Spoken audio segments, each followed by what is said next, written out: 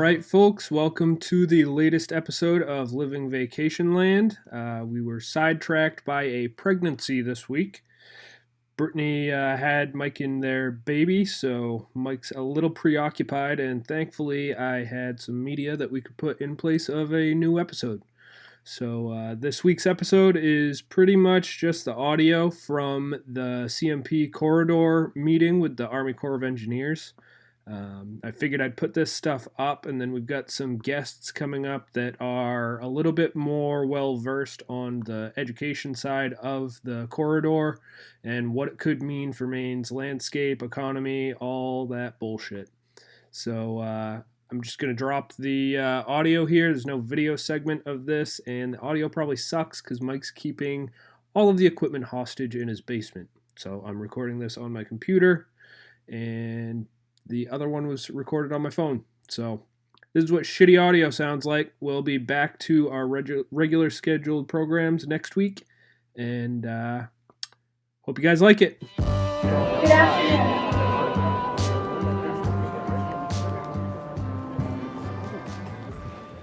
I'd like to welcome you to the public hearing for the Department of the Army permit action for the proposed New England Clean Energy Connect project. My name is Beth Goslin, and I'm the Chief of Public Affairs for the U.S. Army Corps of Engineers New England District. I will be your moderator and facilitator. Our hearing officer today is Colonel William Condy, the Commander and District Engineer of the Army Corps of Engineers in New England. At this time, I will introduce the people at the front table. Ms. Tammy Turley, Chief of the Regulatory Division, Mr. Jay Clement, Regulatory Project Manager, and Matt Harris with our New England District Office of Counsel.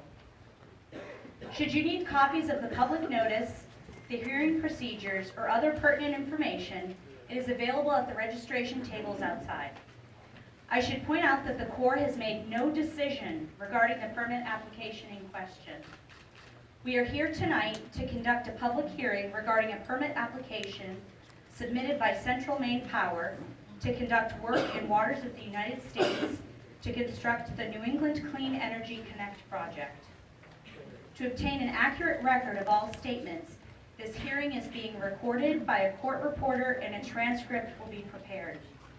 The agenda for this hearing is, our hearing officer, Colonel Condy, will address the hearing. He will then be followed by the Corps' regulatory chief, who will discuss our regulatory authorities. The Corps' regulatory project manager will then provide an overview of the regulatory evaluation process and a summary of impacts associated with the New England Clean Energy Connect project. Before we begin, I'd like to remind you of the importance of completing the registration cards that were available at the door. These cards serve two purposes. First, they let us know you're interested in this project evaluation so we can keep you informed. Second, they provide a list of those who wish to speak tonight. If you did not complete a card but wish to speak or receive further information regarding this permit, one will be provided at the registration desk. As there are many who wish to provide comment, you will be provided 2 minutes to speak. These statements, along with all written statements submitted, will receive equal consideration.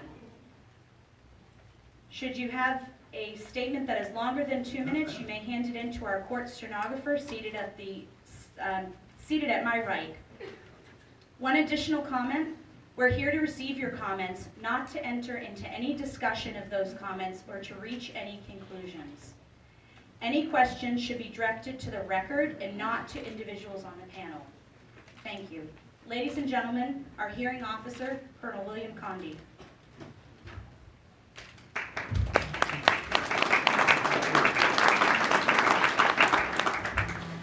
Thanks, Beth. Can you hear me okay back there? Yep.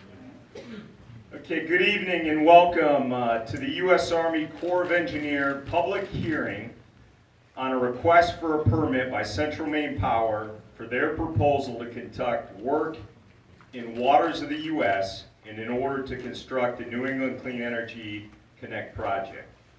Before I begin, I'd like to thank you for involving yourself in this permit review process.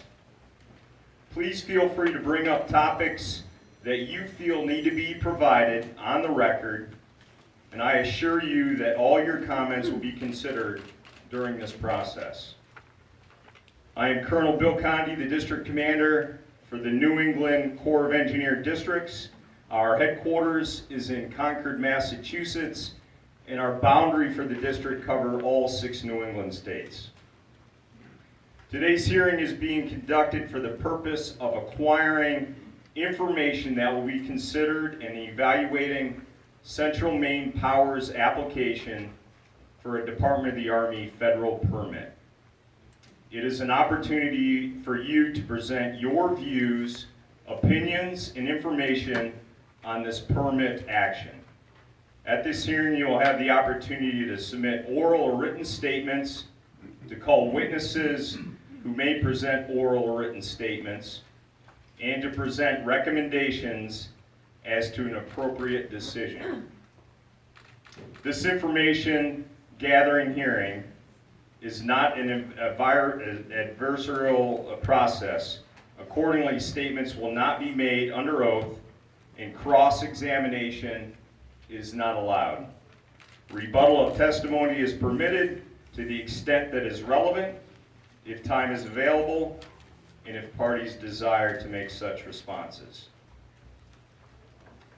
I will now hand it over to my District Regulatory Chief, Ms. Tammy Turley, to provide an overview of the Corps of Engineer Regulatory Program. Ms. Tammy. Thank you, sir. Hello, my name is Tammy Turley, and I'm the Regulatory Division Chief for the New England District. The Corps of Engineers Regulatory Program is primarily administered under 2 laws. I'll start over. The Corps of Engineers Regulatory Program is primarily administered under 2 laws. Section 10 of the Rivers and Harbors Act and Section 404 of the Clean Water Act. Section 10 requires that all work in, over, and under a navigable water require a Corps of Engineers permit, and Section 404 of the Clean Water Act requires a permit for the discharge of dredged or fill material into a water of the U.S. During the evaluation of this proposal, several requests for a public hearing were received, and the district engineer determined to hold this public hearing. The purpose of this hearing, again, is to gain information regarding the permit request submitted by the applicant. The Corps of Engineers is neither an opponent nor an advocate for the project, and is not here to defend the proposal. Our intent is to gather information to be used in the evaluation of the proposed activity. At this time, Jay Clement, the Regulatory Project Manager, will provide information regarding the permit evaluation process.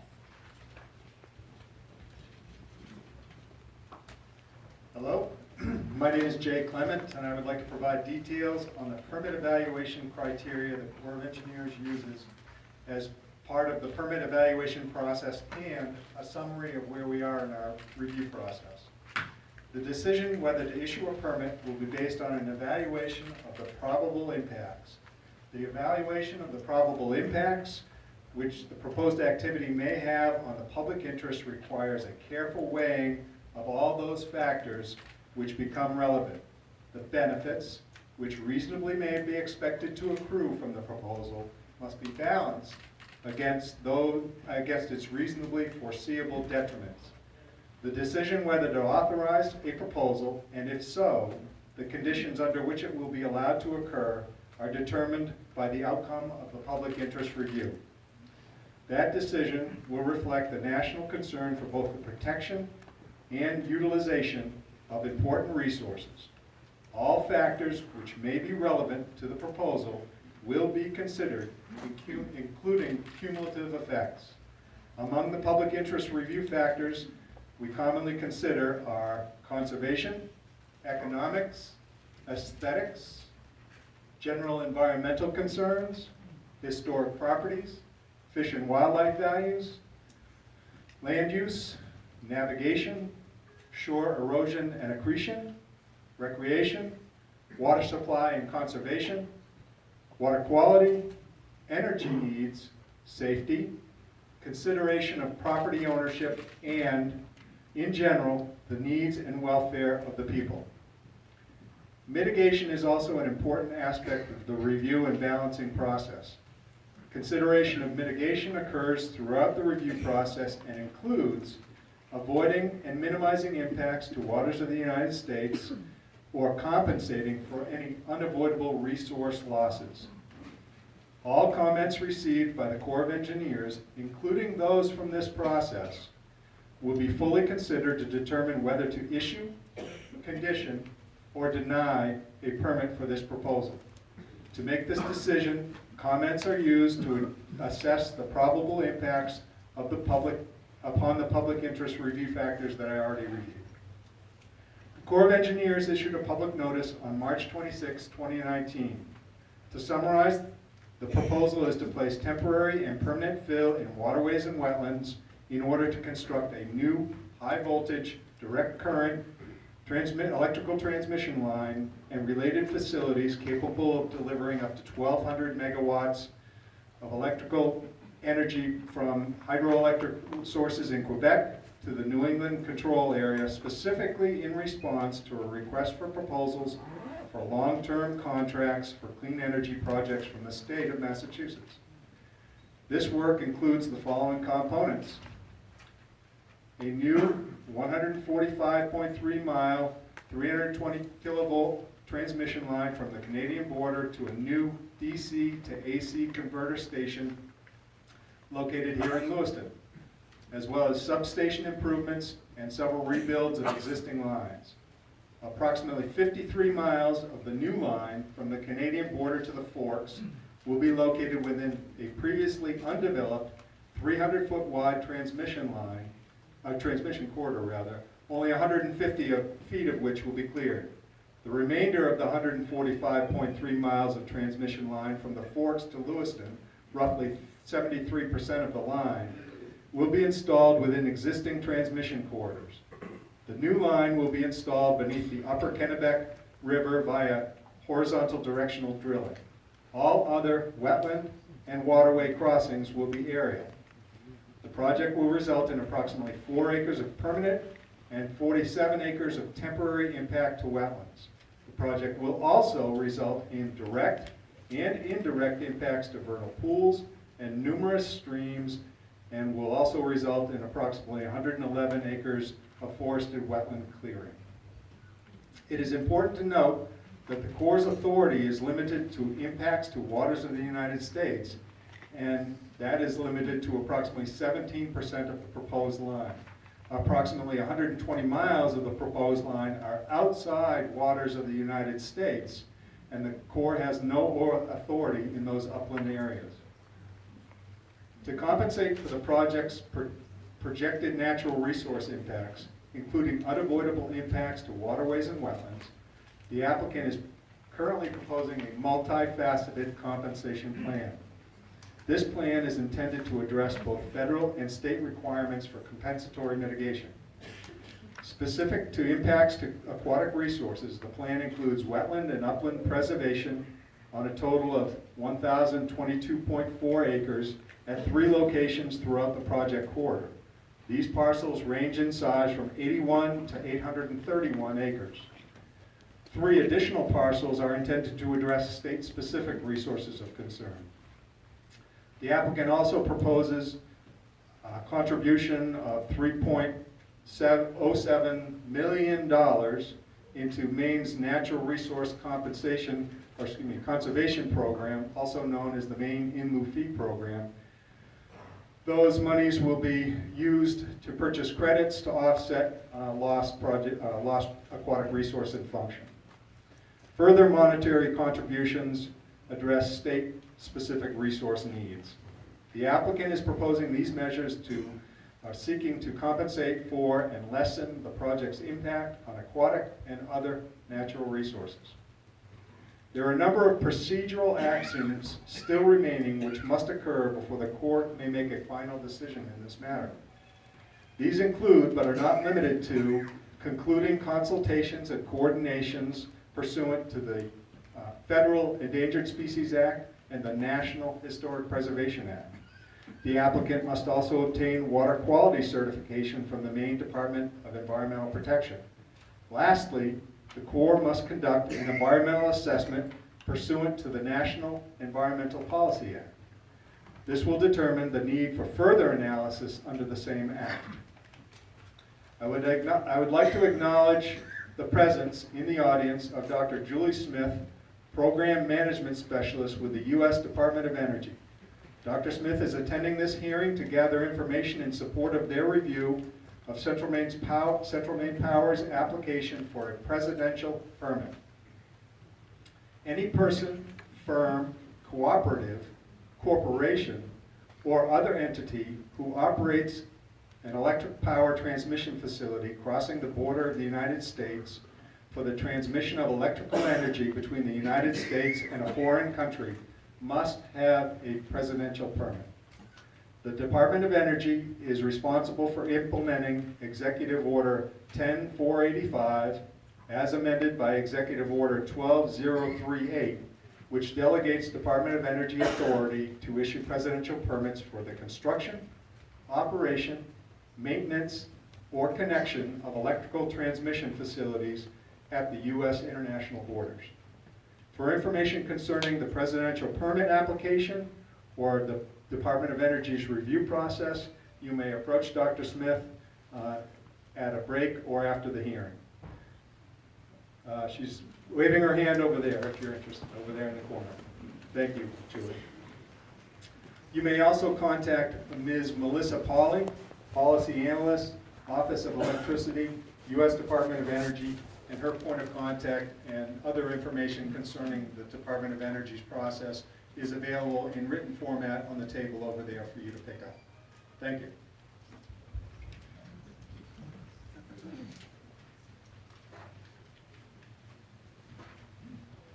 Thank you, Jay. Ladies and gentlemen, the hearing today will be conducted in a manner so that all who desire to express their views will be given an opportunity to do so.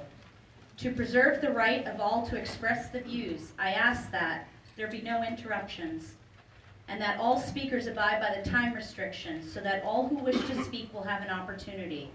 We do not wish to have one individual deny others their rights to express their views or their concerns on the proposed project. When you came in, copies of the public notice and the procedures to be followed at this hearing were available. If you did not receive these, both are available at the registration desk. I will not read either the procedures or the public notice, but they will be entered into the record. A transcript of this hearing will be prepared and the record will remain open, and written comments may be submitted tonight or by mail or email until January 6, 2020. All comments will receive equal consideration. Anyone who wishes to send written comments should forward those comments to our project office in Maine or our headquarters in Concord, Massachusetts. Lastly, I'd like to re-emphasize that the Corps of Engineers has made no decision with regard to this permit. It is our responsibility to fully evaluate Central Maine Power's proposed activity and its impact to aquatic resources prior to our decision. And in order to accomplish that, we appreciate your input.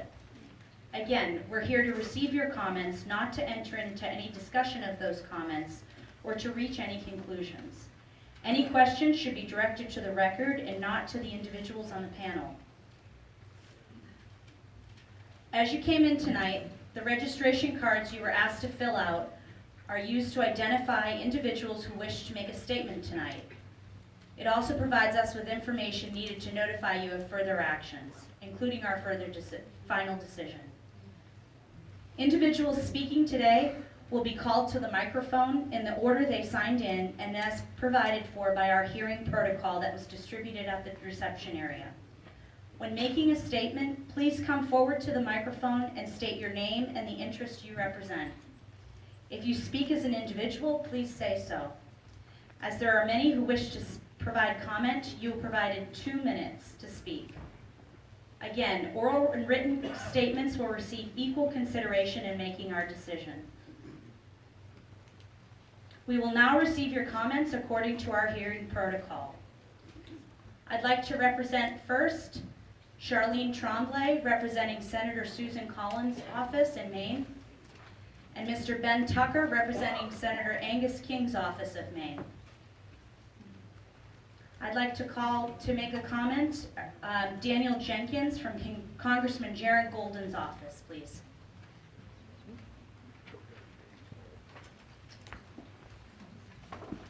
Good evening. My name is Dan Jenkins, and I'm Congressman Golden's district representative for Oxford, Franklin, and Somerset counties. Unfortunately, the congressman's official duties in Washington, D.C. have prevented him from joining him tonight in person, but he has asked that I read a brief statement about the hearing and his request for it to be held here in Maine. The congressman says, thank you for the opportunity to open up this public hearing with the Army Corps of Engineers. I'm sorry I couldn't join all of you in person today. Unfortunately, votes in Congress are keeping me in Washington. I called for this hearing in October because I want to see greater transparency and opportunities for public input in the permitting process for the CMP corridor. Constituents from across Western Maine have told me they have felt that their voices haven't been fully heard. So first, I'd like to thank all the folks who took the time out of their busy lives to make the trip, in some cases a long trip, to Lewiston to make sure that their voices are heard. This transmission line could have significant impacts on communities and the environment in Western Maine. It is absolutely essential that Mainers have their say. I'd also like to thank Colonel Condi and the Army Corps of Engineers for agreeing to my request that they put this hearing together. As I said in my letter to the agency back in October, it would be harmful for our government regulators to move forward without taking part in a meaningful process with the citizens it serves. I applaud the agency for demonstrating today its commitment to transparency and accountability. No matter how you feel about CMP and the NECEC project, I hope you find this hearing to be valuable and productive. Respectfully, Congressman Jared Golden. Thank you. Thank you. Next, I'd like to call representative from Federal Tribes, please. So would Don Neptune please come up? And then next, if you'd like to go to the other microphone or wait behind, would be John Gonzalez and Heidi Vierthaler.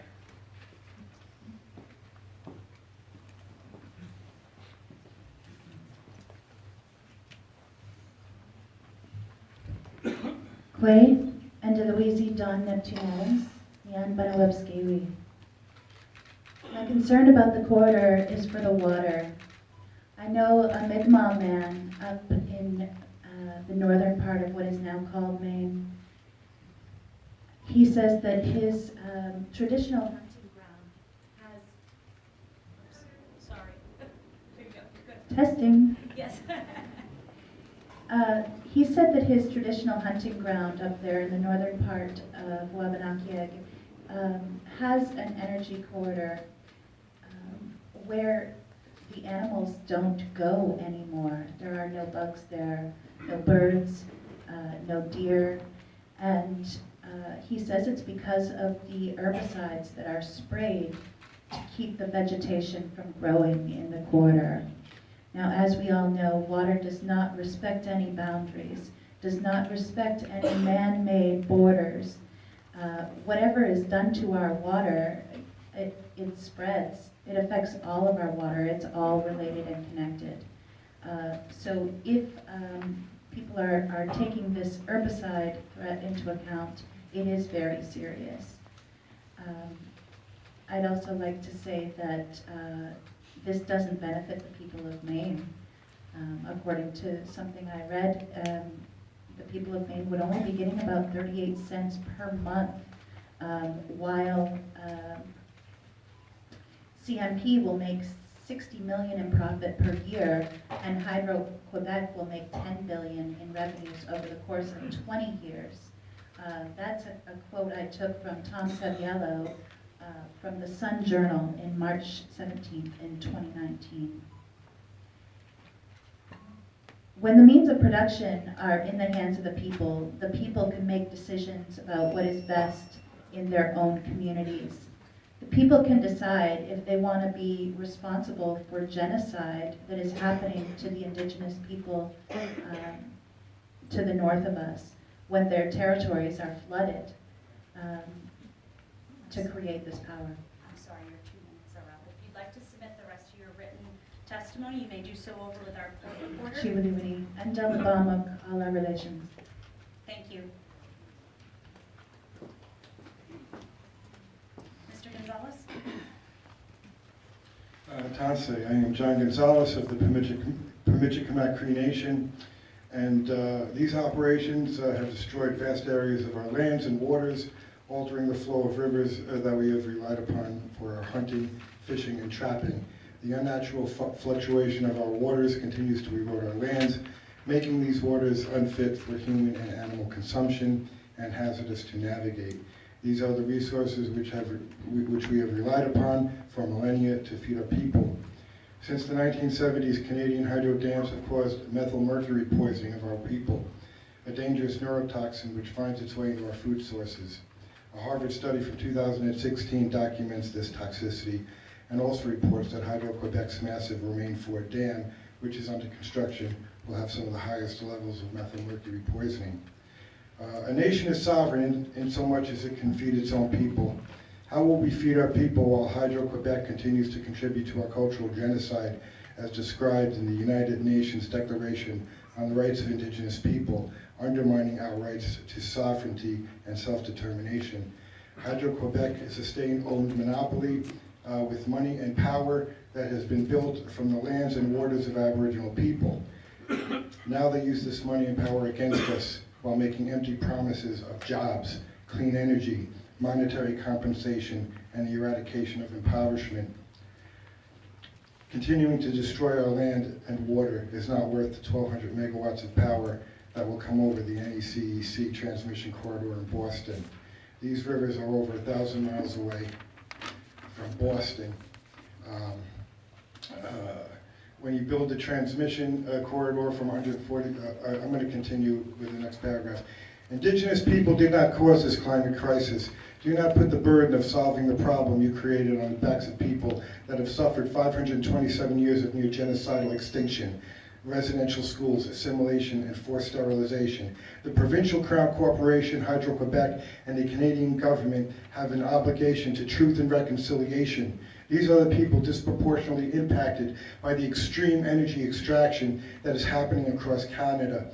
While pushed as green renewable energy, these industrial-scale hydro developments are producing levels of destruction akin to Canada's massive tar sands and mining operations. Canadian hydropower consumes the most land per megawatt of any type of energy. We ask the Army Corps of Engineers to deny this permit and to stop a corridor that will perpetuate the cultural genocide of Indigenous people and environmental destruction of Canada and New England. Thank you for your time.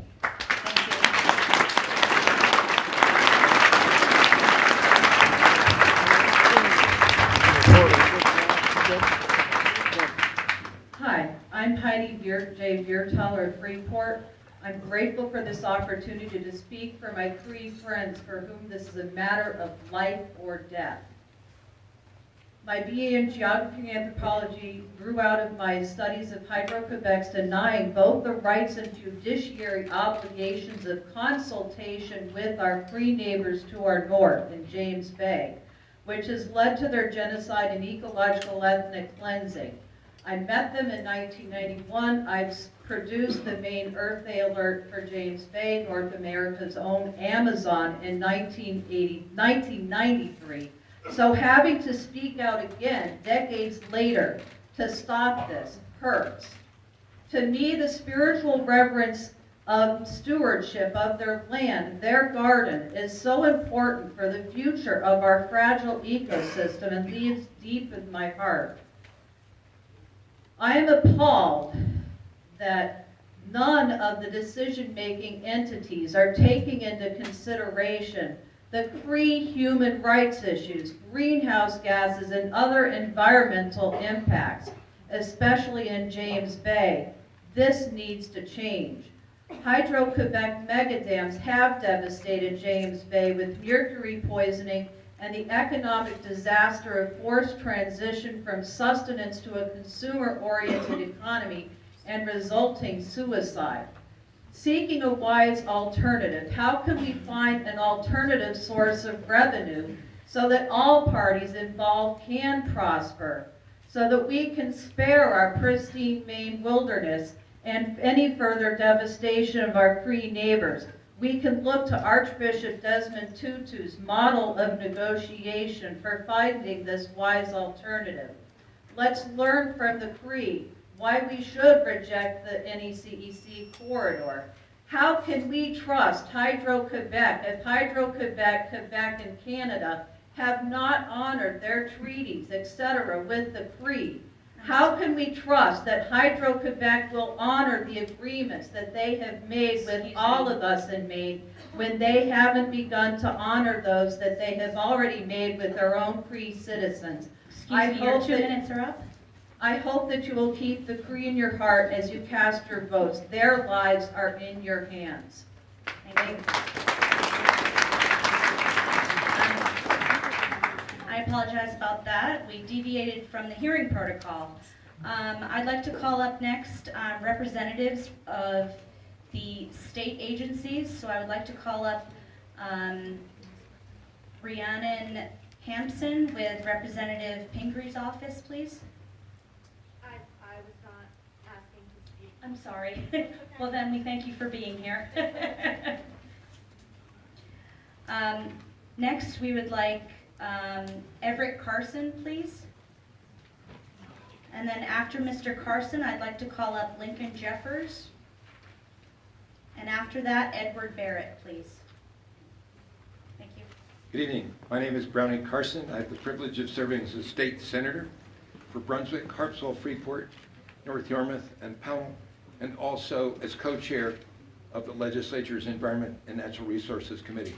I want to thank the Army Corps for holding this public hearing. My message this evening is simple. Central Maine Power's proposed energy corridor is one of the most controversial and potentially destructive projects that I have seen in the past 40 years. If ever there was a project that deserved the scrutiny and analysis that comes with a full environmental impact statement, this is it. Maine people have strong concerns about this project. First, because of its impact on Maine's landscape, its waters, particularly the forested areas of Franklin and Somerset counties, which would be cut to make way for a 53-mile corridor. Also, the brook trout. You'll hear more about that later. Second, we question whether the project would actually result in meaningful reductions in greenhouse gas emissions for the region, as CMP's advertising campaign claims. There are many reasons to doubt these promises. Earlier this year, the legislature attempted to pass a bill to require an independent assessment of the project's greenhouse gas emissions impacts across the entire area served by Hydro-Quebec. I sponsored that bill, which received strong bipartisan support, but it was defeated when it missed achieving a 2/3 vote of support in the Maine House. CMP and its lobbyists were determined to stop critical information from coming to light. Because of CMP's obstruction, we don't have the independent analysis that we need to evaluate the company's lofty promises. Because of how the corridor would negatively affect our wetlands, rivers, streams, and forests in western Maine, this project should be rejected by state and federal agencies. I'm particularly concerned about the corridor's negative impacts on critical brook trout, but I want to say in closing, at a minimum, we need a full environmental impact statement to look at alternatives and to look at the very real harm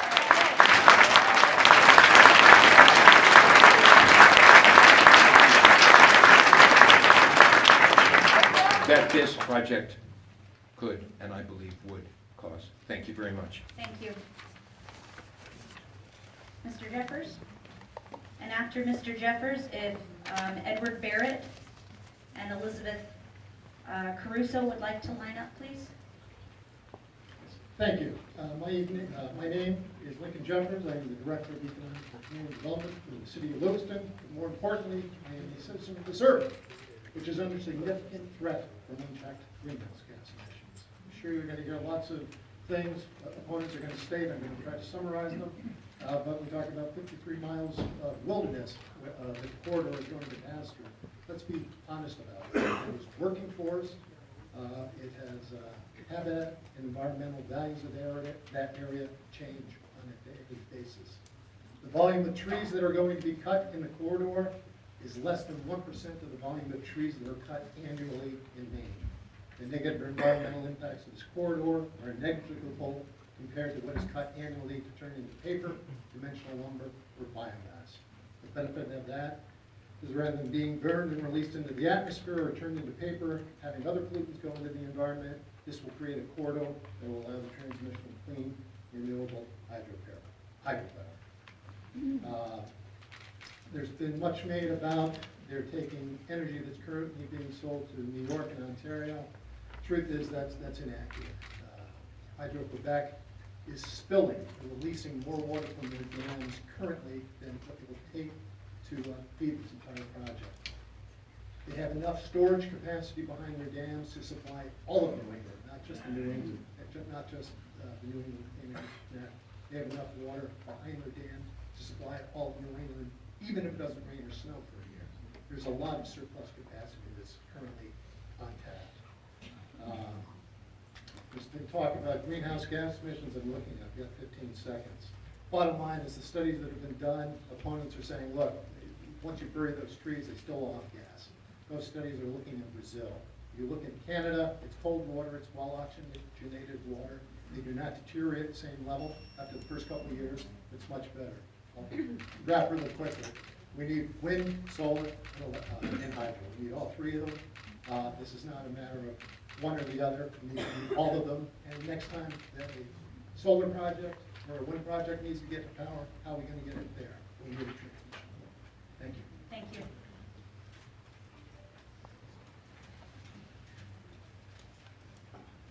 My name is Ed Barrett. I'm the city administrator in the city of Lewiston. I'm here speaking on behalf of the city and our city council that unanimously passed a resolution in support of this project. One of the main beneficiaries of this project will be the city of Lewiston due to a $250 million converter station planned for our community. That will add 10% to our tax base, a single project. One of the things you need to understand about Lewiston is that we're an economically challenged community. We have a relatively low per capita income. We have 20-some% poverty rate. We have 2/3 of the students in our schools who are economically challenged. And this will give us an additional $6 million in property taxes a year to help us address the needs of our community and hopefully reduce or lower the property taxes on our citizens, which are currently 57% higher than the statewide average. So we are a high tax community. At the same time, we have a lot of needs because of our economic situation. In addition, this project will also help, I think, all of us, including the city, by bringing additional energy into New England. As the supply of energy increases, I think we all know with the law of supply and demand, the price of that energy should go down. It's all going into the New England energy pool. And our electric bill for the city of Lewiston alone last year was $1.4 million. So any savings there would also be helpful. A couple of other brief things I'd like to mention. Maine Public Utilities Corporation did an extensive review of this project and concluded it would reduce carbon emissions by over 3 million metric tons per year. That can have a significant effect on addressing the carbon problem we have that everyone's facing, the environmental crisis we're trying to deal with. So basically, we urge you to move forward with an environmental assessment of this project and to go forward and quickly try to act and bring this project to reality. Thank you. Thank you.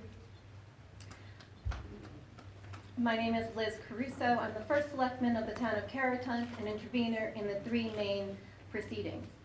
Caratunk was the first of now 26 towns to oppose this project because of the harm that this industrial infrastructure will have on our wilderness, fisheries and wildlife, public safety, property values, and especially our 4-season outdoor recreation tourism economy of snowmobiling, fishing, rafting, hiking, sightseeing, and hunting, all of which lure tourists away from their industrialized homes to Maine's wilderness landscapes.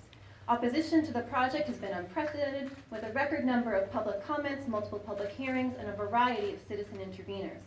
Under oath, CMP confessed that regarding the new 53 miles of corridor, they failed to study or even consider burying the lines, a standard practice to minimize scenic and environmental impacts, as the New Hampshire and Vermont proposals did.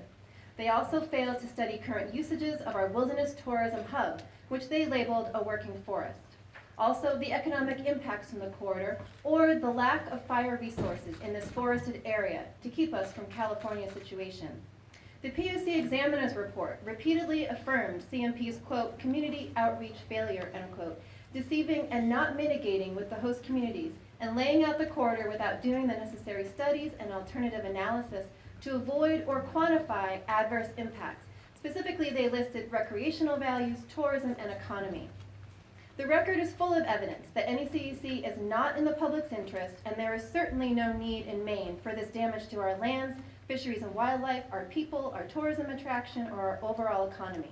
Just as you did in Vermont and New Hampshire, the town of Caratunk formally requests an EIS be conducted to protect the native fisheries, local recreation, tourism economy, public safety, and overall public welfare from the permanent ruin of our last temperate contiguous forest, also known as our wilderness tourism hub. The record has shown that NECEC does not meet a public need, does not reduce global greenhouse gas, does unnecessary and permanent damage to the environment and wildlife and fishery habitats. For a state that is divided on many things, the majority of Mainers are united in protecting our state from CMP's poorly planned above-ground corridor. Thank you.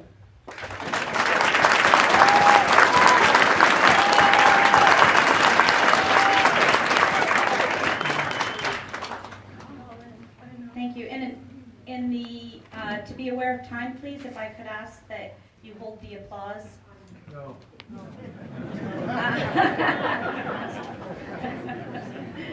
All right, next we're going to go with the folks that registered in the order that you registered, and I'm going to, again, in the interest of time, call up 3 to 4 people at a time.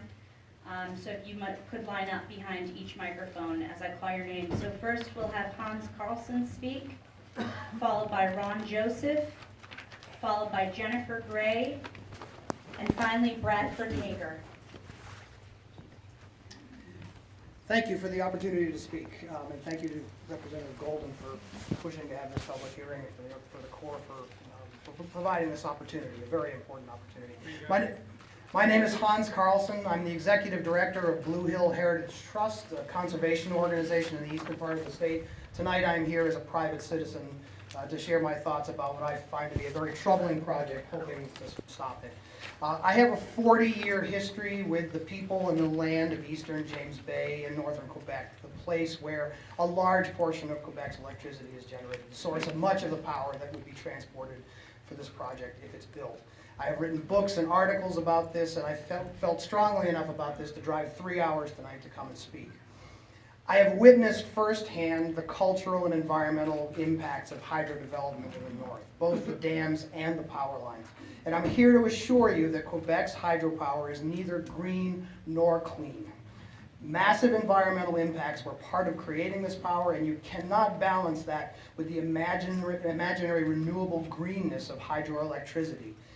You can't say that this corridor is part of creating renewable energy in New England, in the Northeast. The facts just don't support it. Maine is being asked to sacrifice probably the most important unbroken forest block in the eastern United States, and for only one reason: for the profits of corporations on both sides of the border, and particularly for the profits of the province of Quebec.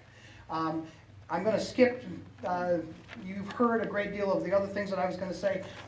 One thing we need to understand about the power in this corridor: it runs in both directions.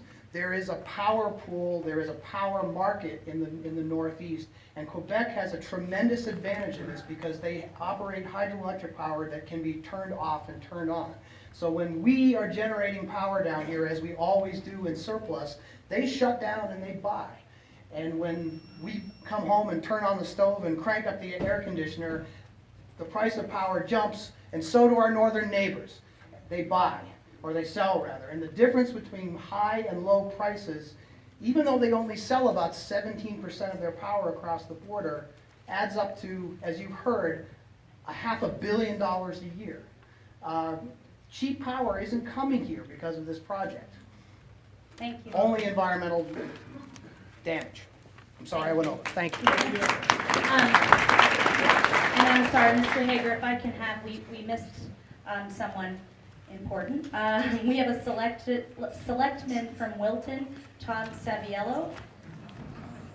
Thank you. I didn't know I was important. But Well, thank you for hosting this public hearing. I want to publicly thank Congressman Golden and Senator Collins for sending their letters requesting that this hearing take place for transparencies for the public. I have quite a few comments, but I'm going to cut them down and I'll hand them as written ones. The total economic impact, which I believe people should understand, if you look at the London Institute report, it says over the life of the project, if you do the math, it amounts to $1.49 per Mainer per month for 40 years. while Central Maine Power makes $5 million of profit per month. This project also will result in the shutdown of our biomass industry, which is 148 jobs directly lost. The CMP project, when completed, will generate 38 full-time jobs. My simple math says this is a bad deal. Maine is a loser, the people who live here are the loser. Central Maine Power touts a greenhouse gas reduction. I'm sure there will be people that talk in great detail about this later on. You will see, though, this is disingenuous because Massachusetts passed a law increasing the renewable energy goals. So it makes no difference where this power comes from, whether it comes from Maine, through Vermont, through Massachusetts, or through East Timbuktu. The alternative analysis in the report given to the Corps on July 1st is totally inadequate. Cost doesn't factor into it, but as been described before, the alternative analysis was not complete. And let me say that Senator Collins and Congressman Golden both asked certain questions in their letters to the Corps. I hope that you'll answer them, and obviously today you'll get back to us on those things. So finally, when you're deciding, which I believe we do need an environmental impact statement, you have to decide whether crossing 263 wetlands, crossing 150 trout streams, 115, 12 wading bird habitats, and generating a 2,000-acre clear cut that will never grow back for 40 years. That's a huge difference in an operating forest. So that Maine can get $17 per year or for 40 years while Central Maine Power makes $60 million. So we get to buy a whippy pie once a month. I think it's time that we get to do a environmental impact statement. Thank you very much.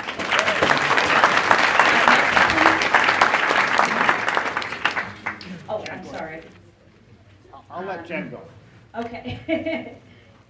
Yes, it was Ron Joseph, Jennifer Gray, and Bradford Hager. Hi, good afternoon. My name is Jen Gray. I'm of Brunswick, and my friend George Smith of Mount Vernon asked me to read his testimony as he's unable to present himself. Speak up. Sure. Central Maine Power's plan to bring power through Maine from Quebec and deliver it to Massachusetts would be an environmental disaster. I've written 3 newspaper columns expressing my opposition to allowing CMP to devastate western Maine, a place where I've done quite a bit of hunting and fishing and appreciated the beautiful forests, lakes, streams, mountains, sporting camps, and small towns full of friendly people. Lots of people joined my wife and me, including tourists, to drive through that area in October, enjoying the mountains, lakes, and stunning colors of the forests. And trust me, those views will never be the same as CMP plows its way through those beautiful forests and over those wonderful mountains. I've also seen the devastation that Hydro-Quebec's supposedly green dams and impoundments has caused in Canada, including on tribal lands. Maine should not reward Hydro-Quebec for this destruction by sending it even more money. We all know and appreciate what makes Maine such a special place, and over the years we have done a lot to preserve and protect the very best of Maine. I've always been proud of the work I did to help create the Land for Maine's Future Fund, which has been used very effectively to protect for all time some of our very special places, some of which, like the Cold Spring Forest, would be harmed by the CMP project. What do we love about Maine? For me, it's the woods, brooks, streams, ponds, lakes, hills, and mountains. Rural Maine towns, fish and wildlife, from native brook trout to deer, moose and bears, and yes, I love the coast as well, particularly down East Lubec and Cutler, where much of the ocean side is undeveloped and available for hiking and enjoyment by anyone. And please note, it's the undeveloped land and woods and the wonderful habitat for fish and wildlife that I think are our most valuable assets. Why would we want to allow CMP to wreck its way through some of our finest woods and waters, hills and mountains, and rural towns, displacing everything from moose to brook trout and ruining Maine the way life should be? CMP's biggest false promise is that this project would reduce greenhouse gas emissions. Thanks so much. Thank you. You may provide, if you have more, to the stenographer. It's the same weight as a verbal comment. Next, please. Again, I apologize. Okay. Good evening. My name is Ron Joseph. I'm here as an individual. Born and raised in Central Maine, I've worked as a wildlife biologist in Maine since 1978. As a former regional wildlife biologist for the Maine Department of Inland Fisheries and Wildlife in Greenville, most of the 53-mile proposed transmission corridor from Quebec to the Fort bisects a region I worked in and know very well. This segment of the project, nearly a 300 feet wide corridor in the heart of the Maine woods, would seriously threaten one of the largest remaining intact temperate forests in North America. As an expert witness during the week-long DEP hearings in April, I testified on the significant environmental damages that would result if this project is built. Given that the transmission line corridor would directly and indirectly impact hundreds of acres of wetlands essential to declining fish and wildlife resources, including Canada lynx, I implore the Corps of Engineers to require CMP to fully explain why it ruled out other less environmentally damaging alternatives. Thus far, CMP has merely provided lip service to these alternatives. Section 404 of the Clean Water Act, developed by EPA and the Corps of Engineers, established that substantive environmental criteria must be met for activities to be permitted. The Act and the White House Council of Environmental Quality requires that the permit applicants demonstrate 1, avoidance of wetlands, 2, minimization of wetland impacts, 3, mitigation of wetland impacts. CMP has rushed to endorse this preferred alternative while skipping the wetland avoidance and mitigation steps required by the Clean Water Act and NEPA. Why, for example, can't the 53-mile corridor from Quebec to the Forks be rerouted where there's already existing disturbances in the forest? Until CMP's application addresses wetland avoidance and minimization, it's premature for the Corps and the state to issue permits. CMP's incomplete application fails to meet the water requirements, which states a permit may be issued for only issued for the least environmentally damaging practical alternative. Therefore, I encourage the Corps to deny this permit application.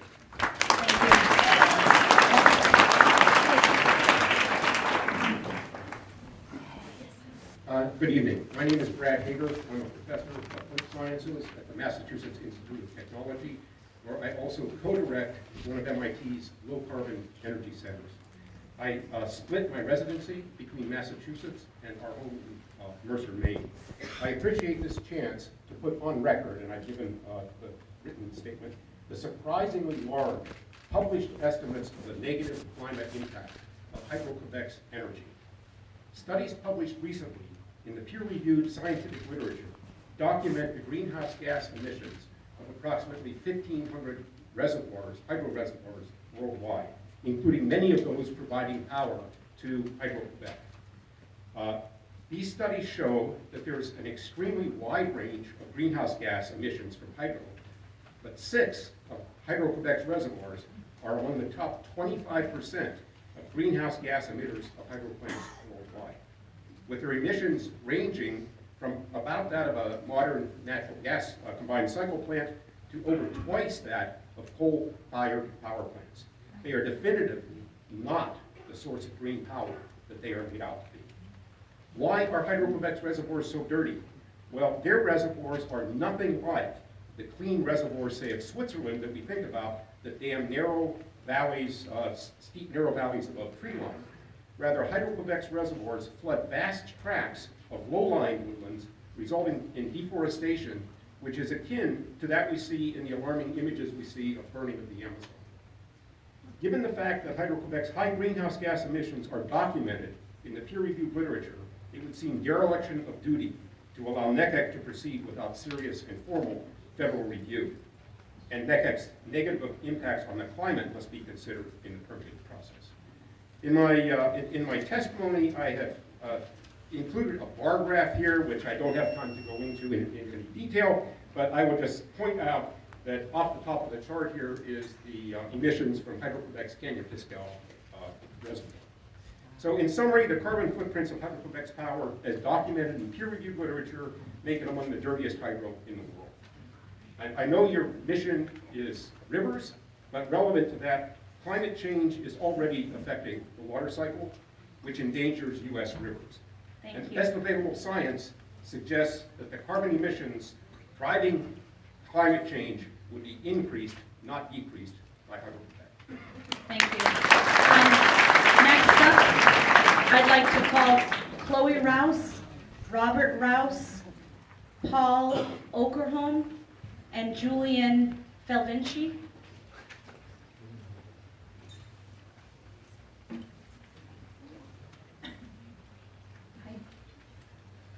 I am young, active in the outdoors, and environmentally conscious. I believe our economic future depends on our ability to draw more young people, like me, to live, work, and start businesses here in Maine. Population growth and the attractiveness of Maine depends on how well we protect and promote what defines us: our environment and the unique natural beauty of Maine.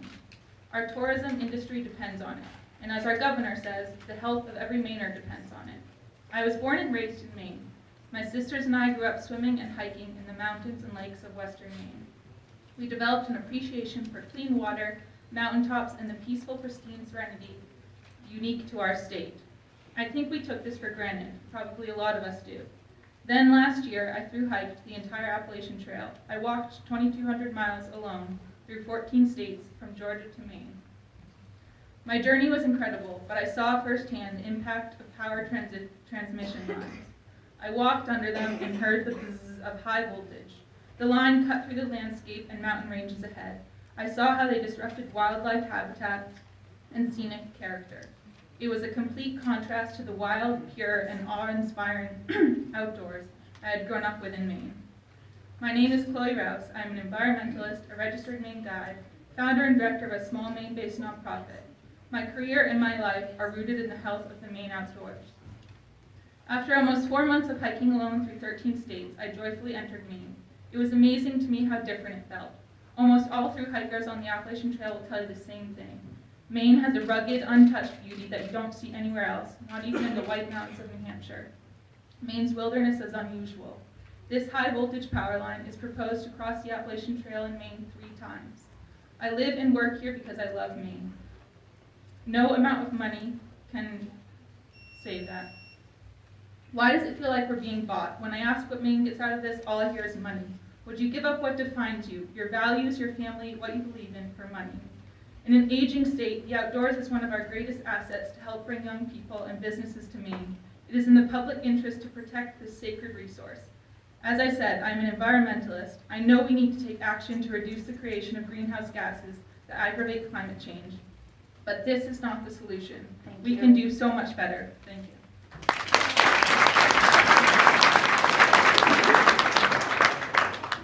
Tough act to follow. I'm just from West Gardner, Paul Oklahoma. Just here to look at this not so technically, but the major question I have is why are we doing it in Maine at all? If you look at Vermont, for example, they had a proposal to do it right. They were going to do it under the Lake Champlain, I believe, and part of it, and follow the existing highways. The people of Vermont support it. Perhaps it's more expensive, but that's not our problem. And also, the purpose of this is to deliver energy to Massachusetts. Now, years ago, I remember there was a project in Massachusetts that got shot down because it affected their view. It was an offshore wind project. Apparently, they respect their view, but not our forest. I mean, I'm more interested in our forest. And I guess that's probably it, except that the people of Maine have spoken very loudly. Virtually every town that is being affected by this has voted like 100 to 3. It's not 60-40 or anything. It's overwhelming. Statewide, 74% of the people oppose it. I don't see why we have to consider this going in Maine at all. We don't have to decline anything to Massachusetts, but we don't have to deliver it through Maine.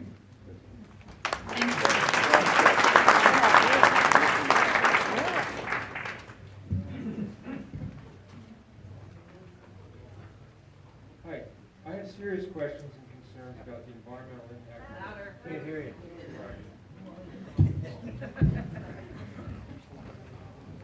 I have the opposite problem.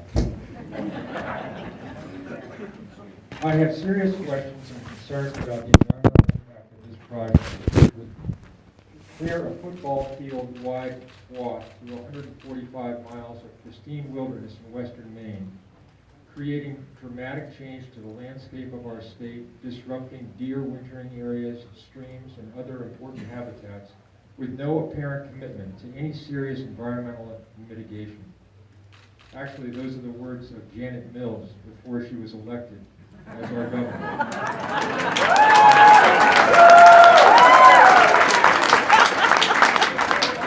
At the time, she was still opposed to this project. Like the governor, I have serious questions and concerns about the project.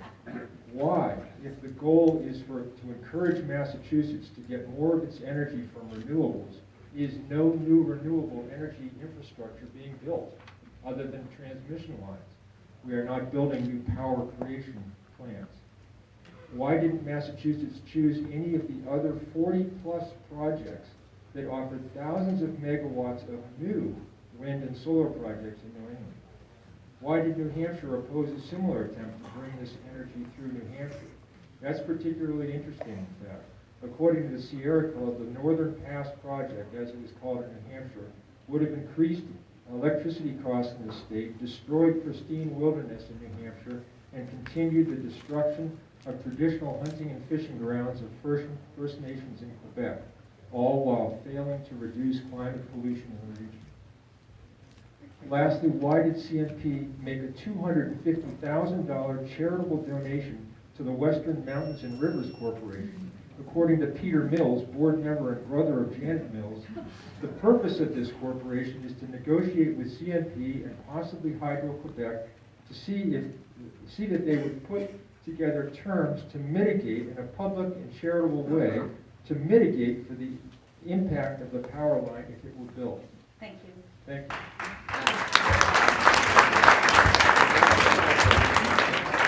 I'd like to call up the next four while we, Paul Cunningham, Edward Buzzell, Peter Veek, and Alex Pakulski.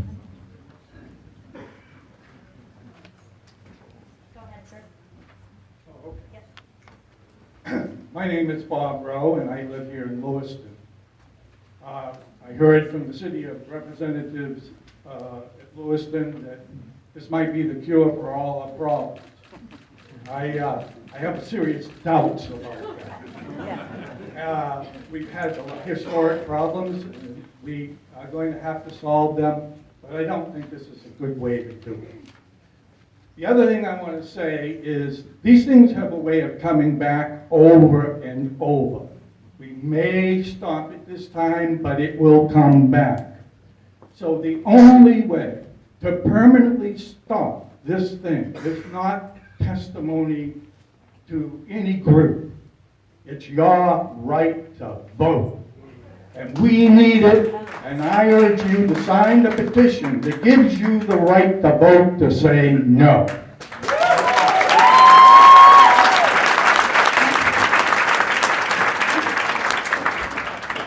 My name is Julian Fulvinci, and I live in Saco, Maine. I'm the Strategic Communications and Research Assistant for the North American Megadam Resistance Alliance. NAMRA is an international alliance dedicated to protecting rivers and their communities. Slow down, speak up, please. Yep. NAMRA joins with others in asking the Army Corps of Engineers to prepare an environmental impact statement and deny the Clean Water Act permit for New England Clean Energy Connect. When similar projects were proposed in New Hampshire and Vermont, an EIS was performed, and Maine should get the same consideration. NAMRA thanks Representative Golden for asking for this hearing. When doing so, Representative Golden cited the lack of transparency and accountability in NECEC approval process. This lack of transparency is very concerning to NAMRA for two reasons. First, because there's been no consideration on the impacts of Hydro-Quebec's operations on the environment and communities in Canada where this power is coming from. And second, there is no accounting for the greenhouse gas impacts of the project. Hydro-Quebec's massive cumulative destruction of rivers, forests, wetlands, peatlands, and communities in Canada have been entirely ignored in the regulatory process for NECEC. Hydro-Quebec has 60 hydro facilities, 27 major reservoirs, and dams the height of the Eiffel Tower. Just one of those, the La Grande 2, that came online in 1972, drains 32,480 square miles of streams and wetlands, an area almost the size of Maine. In Labrador, Hydro-Quebec uses the Upper Churchill Dam that impounds the Grand River by draining 27,000 square miles of rivers, streams, and wetlands, and has a reservoir the size of the Republic of Ireland. Hydro-Quebec has been exporting hydropower to the U.S. since 1900, and today it uses the same destructive, dirty power production methods that it used in 1900. New England Clean Energy Connect cannot deliver the climate benefits they claim. Recent peer-reviewed science shows that large hydropower can be as bad for the climate as fossil fuels. Hydro-Quebec's dams and massive reservoirs emit enormous amounts of carbon dioxide and methane. There is no greenhouse gas accounting to show that importing this electricity from Hydro-Quebec will actually lower emissions in Massachusetts. NAMRA's data shows that NECEC will increase these emissions by 2%. We are in a climate crisis, and Hydro-Quebec's operations have a significant negative impact on society as a whole, the climate, and the environment. We need real climate solutions, solutions that do not further cultural genocide and further environmental destruction. The Corps should undertake an environmental impact statement that covers all these factors. Thank you. Thank you.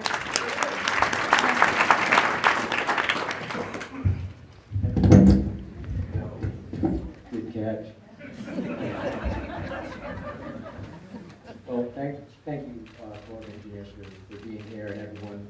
especially want to thank the indigenous folks for coming out. And I'm always amazed at their tenacity in the face of, constant harassment. First of all, CMP. That is a misnomer. That's marketing. This is a multinational corporation called Iberdrola. We should be aware of that. Hopefully, you folks are going to deny the permit. That should go without saying. But I want to make a couple things very clear. You're going to hear proponents tonight talk about the benefits of this project to Maine people. But they have no obligation to Maine people. Iberdrola has no responsibility for us. They only have responsibility for their shareholders. They only have responsibility to make profits every year. And you have to be absolutely clear on that. Profit is their only consideration. You're going to hear about the benefits to us, but it's salesmanship, salespersonship, excuse me. Thank you.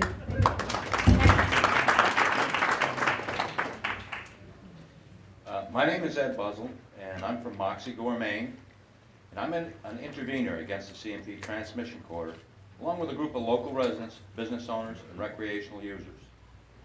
My reason for my intervention is a business owner and a person who's been involved in all aspects of this unique wild area for over 40 years. This corridor simply does not belong here. The CMP corridor, as proposed, will wind 300 feet wide through scenic vistas and unique ecosystems where a transmission corridor should not exist. It would have 100-foot steel towers rising well above the tree canopy. It would perversely and permanently scar mountains, cross the Kennebec Gorge, coveted public land, the old Canada Road National Scenic Byway, Moxie Stream, the Appalachian Trail, and Moxie Pond. The list goes on. It'll also fill in across 242 wetlands and priceless brook trout fisheries. These valuable areas in Maine deserve a look at alternatives to a transmission corridor that would diminish them forever. Even though the Federal Bureau of Environmental Protection has recommended that CMP look at other alternatives to this transmission corridor, they are not even planning an environmental impact study. A study was required of similar transmission proposals in New Hampshire and Vermont, and I demand to know what makes Maine less valuable than these other states. The CMP overhead route in Maine is a recipe for disaster. It uses 1930s technology of overhead lines that can be blown down in windstorms. They can cause uncontrollable fires where no fire department even exists. CMP has not looked at the modern alternate technology, such as underground routes, beside roadsides, and using existing corridors. It seems that Maine has become a victim of a geopolitical scheme to rob Maine of some of its vital natural resources for corporate profit only. Certainly this is a bad deal for Maine and not in the public's interest. I would ask that the Army Corps of Engineers to deny Central Maine Power the permits for this terrible project. Thank you for listening. Thank you. And the next batch of four, please. Aaron Simpson, Scott Benson, Carrie Blake, and David Hyde, please. Sir. Hi, I'm Alex Pekulski. I live in Norwich Walk, Maine. I'm a master Maine guide. I'm a retired optometrist now. And I'm here to voice my opposition to this in terms of the brook trout fishery is at danger when you cut through these places. A small change in temperature in these small brooks could devastate the brook trout fishery. It doesn't take very much of a climate change at on a 68-degree level to destroy those fish. Other thing is, when I was climbing my goodbye hikes this summer to say goodbye to our old Maine, I started meeting people on the mountains, number 5 mountain, Cobra Mountain, Mosquito Mountain. Everybody there was sad. This is a tragedy for the state if this happens. And it's nothing that you can put in quantity, it's intangible. If you hike the Appalachian Trail and talk to these through hikers, they all say that Maine is the best part of this hike. So in conclusion, in 1940, CMP drowned the town of Flagstaff for power. And in 2019, they're trying to flagstaff us again. Thank you. Thank you.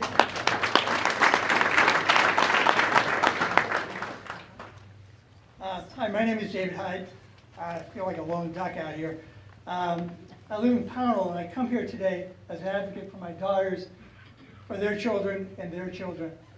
We're at a critical point where we can still address climate change and make a difference.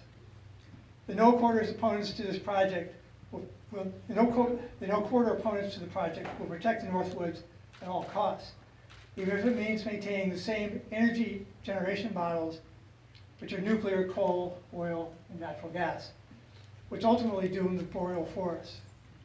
I know the Northwoods.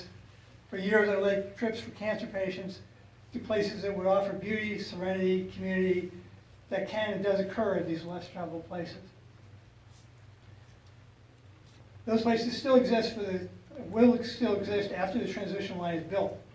We have millions of acres available for recreation and much of it conserved land. The no corridor opponents are not providing a realistic answer for what alternative energy sources are available. This project impacts to wetland and wildlife have been mitigated and compensated for. The project represents a lot of energy that is more desirable for its environmental impact and the well-being of our habitat. I urge you to support the environmental assessment and not the impact statement. Continued stalling assures one thing: we will leave a diminished or uninhabitable environment for plants, animals, and particularly for my children and their children. I do not want my bequest to them to be that I saw a problem and did nothing. Thank you. Thank you. And let me just read I don't know if I wasn't heard. Aaron Simpson, Scott Benson, Carrie Blake, and David Hyde. And hi, my name is Carrie Blake. I live in Portland, and I went to school and work here in Lewiston. I'm here tonight because I have two young daughters, Fritzy and Clara, ages 1 and 4. The opposition to this project should look fast and hard at what's really going on in our climate, our water, our air, and our world, all which deeply impact our children's future. They shouldn't be working every angle to kill this project, like calling for an EIS rather than an EA. Rather, they should embrace the idea that a cleaner energy future with fewer fossil fuels is imperative for our youth. A cleaner energy future is so important for my daughter's future, for all our children's future. It's the air they breathe and the environment they live in. I support a cleaner energy future, but we must act now. The time is now to wean ourselves off fossil fuel energy generation that produces incredible amounts of waste and pollutants causing cancer and illnesses. We know this to be fact, and we already see the effects. Honestly, I don't have time to be here tonight. I should be at home with my little girls, but I don't have the luxury of going home and not being here. So I'm here to advocate for the future generation, for all of our kids, for a cleaner energy future that includes renewable energy generation like hydropower. So I ask you not to put up red flags and cause more delays. I urge you to take the necessary actions to get projects like this one across the finish line, and quickly. Thank you. thank you. Next up, we have Richard Berenger, Christopher Ayers, John Nicholas, and Richard Eichton.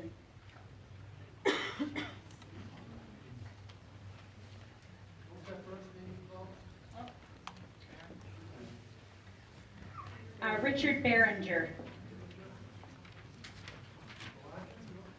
Oh, great. No, it says Berenger. And I am Richard Berenger. There you go. We have the real Richard Berenger right here. Thank you. I'm at present a resident of Portland in Southport Island, Maine. I came to Maine 45 years ago to serve the best interests of the state of Maine and 4 Maine governors as Director of Maine's Public Lands, Commissioner of Conservation, and Director of State Planning. In my official capacities, I oversaw creation of the state's extraordinary network of public reserve lands, 500,000 acres that stretch all across Maine's unorganized territory, from the Mahoosuc to the Bigelow Preserve to Richardson Lakes, Little Moose Mountain, to the vast stretches of Aroostook and Hancock and Washington counties, and helped to negotiate with the Great Northern Paper Company the public conservation easement that exists today along the west branch of the Penobscot from northeast Cary to Chisholm-Cook Lake. Along the way, I also served on the boards of directors of the Maine Audubon Society, the Natural Resource Council of Maine, the Western Mountains Alliance, and the Allagash Wilderness Waterway Foundation. I have hiked, biked, skied, snowshoed, and snowmobiled the mountains of this region and paddled and fished all of its rivers and streams and lakes. I respect deeply and admire the corridor detractors, and at the same time, I am here today above all because of my own grandchildren and the legacy we shall leave them. 35 years ago in the early 1980s, my son Adam did a junior high school science project on the growing accumulation of greenhouse gases in our atmosphere and the potential effects of this on our lives here in Maine. Adam won a prize for the project and was very proud of it. Today, 35 years later, then I learned for the first time the grave challenge of climate change.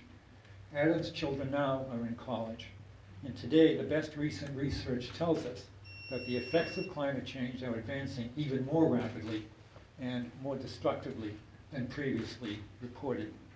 I understand and appreciate the difficulty of this choice before you, but I urge you to do what is now right, necessary, and timely to proceed with an environmental assessment as expeditiously as possible. I believe there is no time to waste. Thank you very much. Thank you.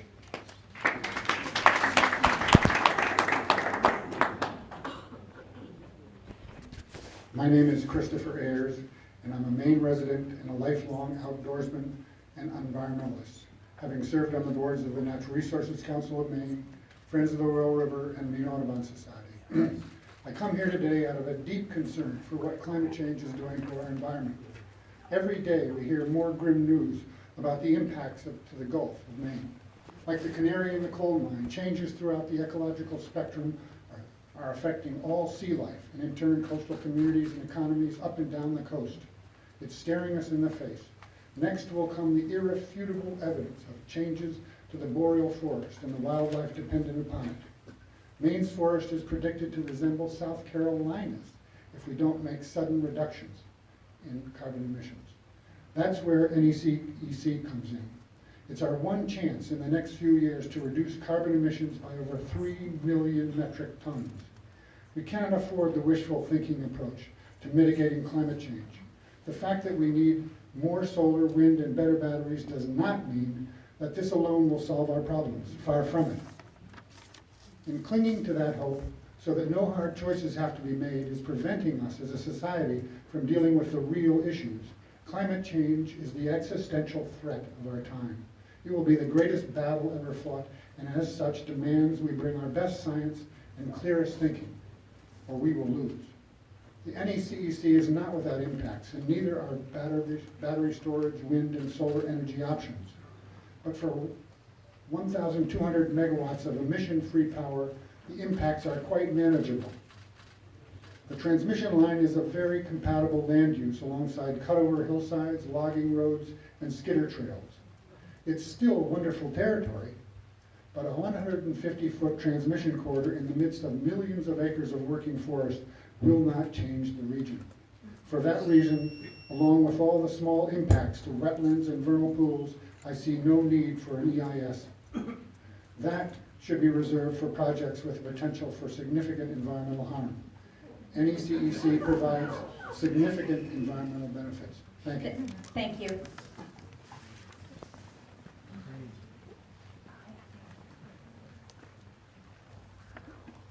My name is John Nicholas. I'm speaking for myself and my wife Nancy. We own land in Upper Enchanted Township, which will be about 2 miles from the proposed transmission corridor. And I spend 2 months a year fly fishing the remote ponds in this area, so I'm very familiar with the terrain. We're opposed to the transmission corridor because it will forever destroy the visual beauty, environment, economy, and character of the Western Maine Mountains in order to benefit Massachusetts, not the state of Maine, especially the impact on water quality that will threaten Maine's native brook trout. Undergrounding the transmission corridors as an alternative to overhead lines should be required. The claim by CMP that undergrounding the transmission cables is too expensive and more environmentally damaging than overhead lines is not consistent with or supported by the facts. CMP chose overhead transmission lines because that design was the cheapest and most price competitive, not because it was environmentally sound. The transmission corridor must not be allowed to traverse Coburn Mountain. Coburn Mountain is the highest mountain in the Jackman, West Forks, and Forks area at 3,717 feet. Coburn Mountain is the water source for Grace Pond and native brook trout fishery. Coburn Mountain also drains into Enchanted Pond, a large native brook trout resource, Parlin Pond, the Dead River, and the Moose River. It is also the water supply for approximately 40 families from its extensive bedrock aquifers. I think it's imperative that the U.S. Army Corps of Engineers undertake an environmental impact study with public hearings because of the substantial impact on water quality from this transmission corridor.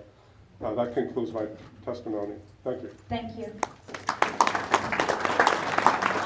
Next, I'd like to call up Ann Burt, Carol Anschels, Bruce Gagnon, and Jason Shedlock. Yes, good evening. My name is Richard Ashton. I'm from Farmington. During the last 20 years, I've worked for USAID, Ford Foundation, and IUCN in boreal and northern temperate forests worldwide, including Russia, Canada, the United States, Scandinavia, and all of Eastern and Central Europe. I hold a PhD in environmental dynamics, where I've completed years of work in quantifying the relationship between humans and their natural resource base. There is absolutely no doubt that the NECEC will have a substantial negative environmental impact. Moreover, who could possibly predict with any accuracy the likely negative cumulative effects of this project? How is it possible to make a fair and unbiased decision regarding the permit request by CMP without the benefit of the information from an environmental impact statement? It seems utterly illogical that a project of this scale and magnitude does not warrant a comprehensive EIS. Do you really believe an environmental analysis is enough? I certainly don't. The environmental costs of the people of Maine will be significant, yet CMP states over and over again that Maine people do not bear any cost for building this NECEC. How absolutely ridiculous and intentionally deceptive is that statement? 263, I repeat, 263, the number of wetlands affected by the 2,500-acre clear-cut proposed by CMP.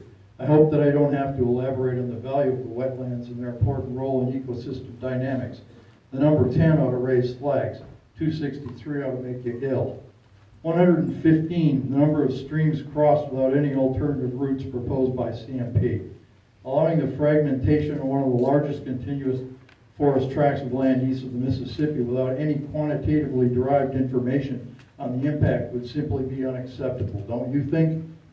Speaking of forest fires, what a wonderful idea to have an above-ground HVDC line threading their way through the huge forested region dotted with small villages and larger settlements. Ever wonder why the industry standards call for burying them? Finally, we come to climate change, the big-ticket item. I might just say that clear-cutting 25 acres, 100 acres of land in perpetuity is a real stellar response to climate change. And I do hope the heavy drip of sarcasm does not go unnoticed. I will close with the following. How could the Army Corps possibly approve a permit for this project without demanding an EIS to provide concrete evidence of the environmental costs along with reasonable alternatives? Thank you.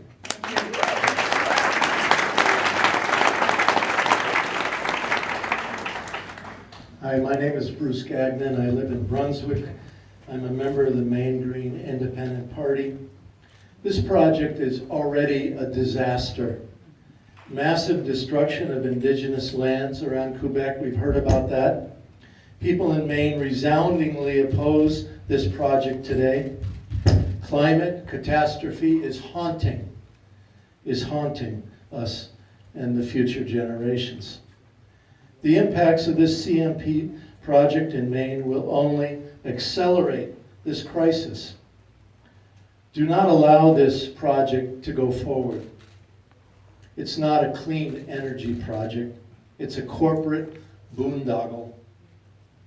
We need to decentralize our energy. As a Vietnam-era veteran, I must say that our government is continually killing people around the world in order to spread democracy. I think it's time we have some of that so-called democracy here. Thank you. Thank you.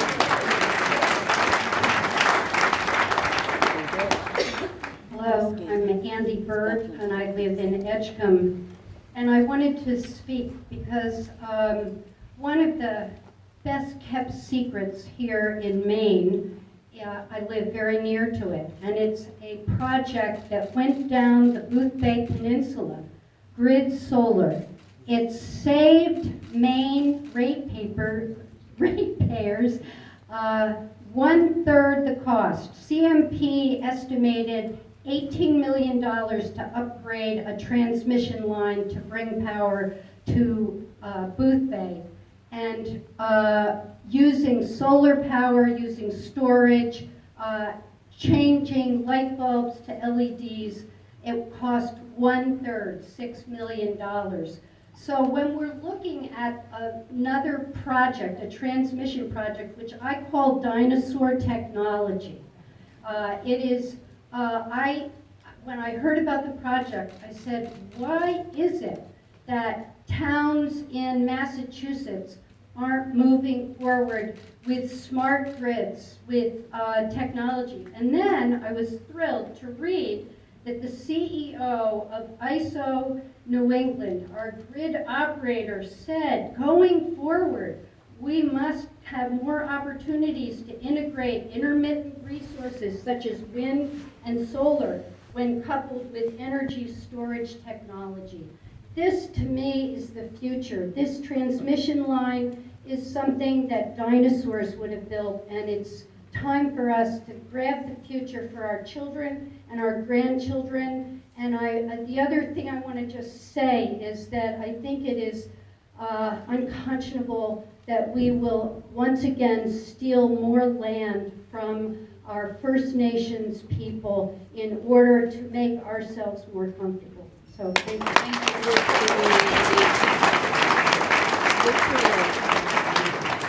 My name is Carol Angeles, and I'm a resident of Farmington, Maine. I've also spent 20 years in D.C. working for a legislative committee and the EPA. I had been enjoying retirement until this issue came up, and I'm now back reading government and corporate speak and writing, and here I am to address you on the procedures that have been happening so far. One of the biggest problems with this project, I think, is the complete disjointedness of it. Aspects of it have been coming forward, lurching forward, taken back, changed, whatever. There have been a number of people making misstatements, I'll be charitable, about this project. We have countless agencies at the state and federal level involved in this. And the basic problem is that the New England Clean Energy Connect project is really a corporate profit infrastructure effort in search of the appearance of a legitimate environmental purpose. To get to the point with my recommendations, and I understand, I mean, people who I've been volunteering with understand that I get the environmental impacts, the harm that's been done to the indigenous communities, but you are the Army Corps of Engineers. You're charged basically with Section 404, and that's the way it is.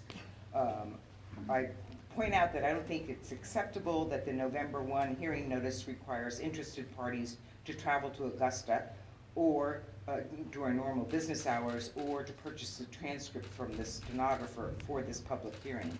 I think it's also not acceptable that when one copies and pastes links from your original hearing, cited for the original hearing, the 3 embedded spaces in there result in 404 notices. I want you to do a presentation of an organized, comprehensive, complete proposal and alternatives and make that available to people. I understand you can only work with what you've been given, but you need to pull that together clearly. I want a professional environmental impact statement as was performed for similar projects in New Hampshire and Vermont. I want a professional cost-benefit analysis of the project, including costs and benefits of various levels. Finally, I'm sorry, we need to see what your response was to the EPA Region 1's April 25th letter raising serious concerns about the procedure and the substantive aspects dealing with areas under your control. Thank you. The next four people will be Jill Stein, Benjamin Dudley, Carlton Wilcox, and Lynn Grotke. Good evening, my name is Jason Shedlock. I'm the Executive Director of the Maine State Building and Construction Trades Council. I first want to thank Congressman Golden for bringing this forth. Obviously, it's very necessary. I also want to thank the Congressman for the letter he sent today to CMP and Avangrid, saying that a project labor agreement must be in place if this project goes forward. I'm going to take a slightly different tack. Folks a whole lot smarter than I on the environmental aspects will be speaking today. They've already spoke. I'm going to talk about the benefits to Mainers if this project moves forward. Right now we have some promises from CMP that Mainers are going to benefit. Maine workers are going to benefit. Without a project labor agreement, and what a project labor agreement is, it sets the sidelines, the end zones, and the goalposts for the project, right? So if this project does happen, and my organization has not taken a position on it, but if it does happen, we want to make sure that Mainers, good, hardworking Mainers, get the benefit on being able to build this huge project. Because right now, we don't have that. We do not have that guarantee in place. So the unions, that 5,000 people that I represent across 16 unions, no guarantee at the opportunity for themselves and their families to be able to benefit from this project. We already heard that the savings on your bills, maybe not so much. We also know that CMP may or may not have a bit of a perception problem out in the community. Okay? The opportunity to work with Maine labor, to put Mainers to work with good paying jobs, with registered apprenticeships so we can train the next generation of our workers is vitally important if this project moves forward. I urge you to please keep that in mind as you think about this project and the benefits that need to be written on paper and signed before anything can happen. Thank you. My name is Jill Stein, and I'm from Massachusetts. And I really appreciate the good people of Maine struggling so hard to find a way to make this project make sense. But I have to say, I really hope you don't. The burden of this project should not be on the people of Maine. This is Massachusetts' problem. This is Massachusetts' effort to meet its own renewable energy, its lofty renewable energy goals. And that should be Massachusetts' problem. And I don't think the forests and the fisheries and the wildlife of Maine and your recreational economy and the health of the climate in Maine should be paying the price here for Massachusetts' lofty goals. And I must say that there's a lot of greenwashing going on here, and I'm really sorry that this sort of flew under the radar in Massachusetts, or we would have been fighting it. And that our lofty goals are now being met, if this project goes through, with what is really fake renewable energy. This is not clean energy. And from the get-go, hydro is destructive, it's dirty, it violates human rights.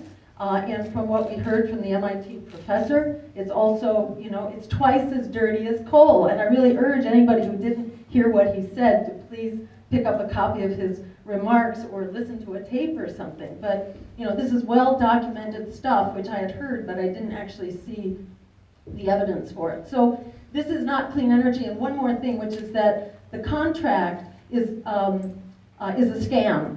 And the contract, which Massachusetts has approved, actually says that it's full of loopholes, and it essentially allows Hydro-Quebec to substitute dirty fossil fuel energy. There's no way for Massachusetts to monitor what kind of energy is coming to us. There are no prohibitions against that. It creates incentives for cheating and for dirty fossil fuel. We should say no to this project. It should be on the back of the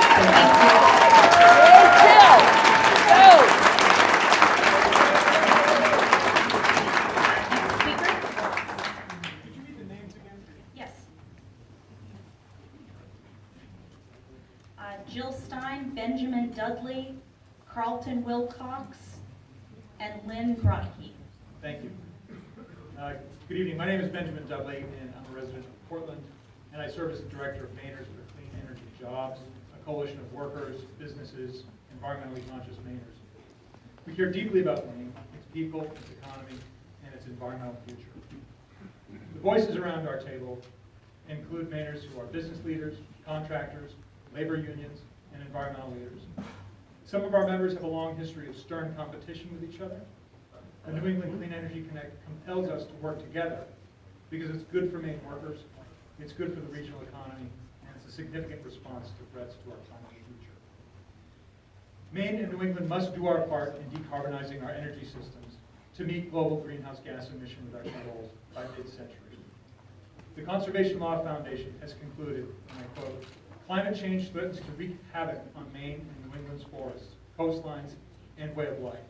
That means we must stop using dirty fossil fuels as soon as possible and push forward large-scale clean energy projects like the New England Clean Energy Connect project." Close quote. With respect to the question of fuel security, due to aging facilities and fuel supply challenges, Maine and New England face real energy security challenges. Impartial state regulators have already determined that the Clean Energy Connect will, quote, "enhance system reliability and fuel security," close quote. And that's for all of us in New England. The impressive economic benefits particular to Maine are exhaustively reported in the May 3rd PUC order. They include hundreds of millions in suppressed energy prices, $100 million in employment benefits, $18 million annually in property tax revenues, and hundreds of millions in benefit packages that serve the public interest priorities locally and throughout the state. As with any infrastructure project that serves the public interest, we acknowledge that there will be trade-offs. Like CLF and the Maine PUC and many other experts who have exhaustively reviewed project details, we agree that the benefits significantly outweigh the cost of the project. In conclusion, it is right that the totality of public interest must thoroughly be considered in large projects like this. As we collectively embark on the total transformation of our energy systems to address climate change, with so little time to do it, we must also recognize that the public interest is not served by redundant and dilatory processes. Thank you. Next. I'm Lynn Grotke, and I live in Unity, Maine. I'm Lynn Grotke. I live in Unity, Maine. I'm here as a citizen representing myself. I, like young Chloe, am an Appalachian Trail through hiker. I probably hiked the trail before Chloe was born. But when the Appalachian Trail, when I hiked the Appalachian Trail, different than when Chloe did, it went through private land. And the landowners allowed us to walk through their land in trust, and we took good care of that land as hikers. We respected their hospitality very much. Over time, that trail became public land. It's a trust. Their land, they gave it over to us, often freely, to take care of. Now, this corridor wants to cross the Appalachian Trail 3 times.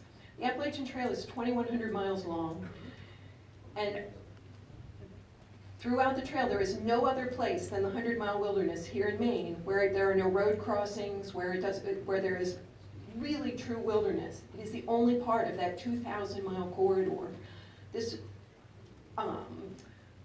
CMP corridor is going to negatively impact that trail.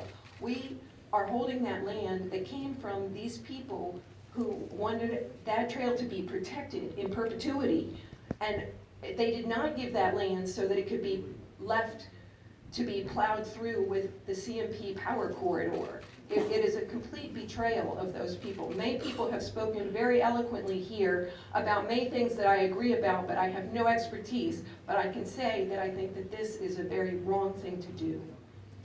Thank you. Thank you. Sorry, as I interrupt you, please.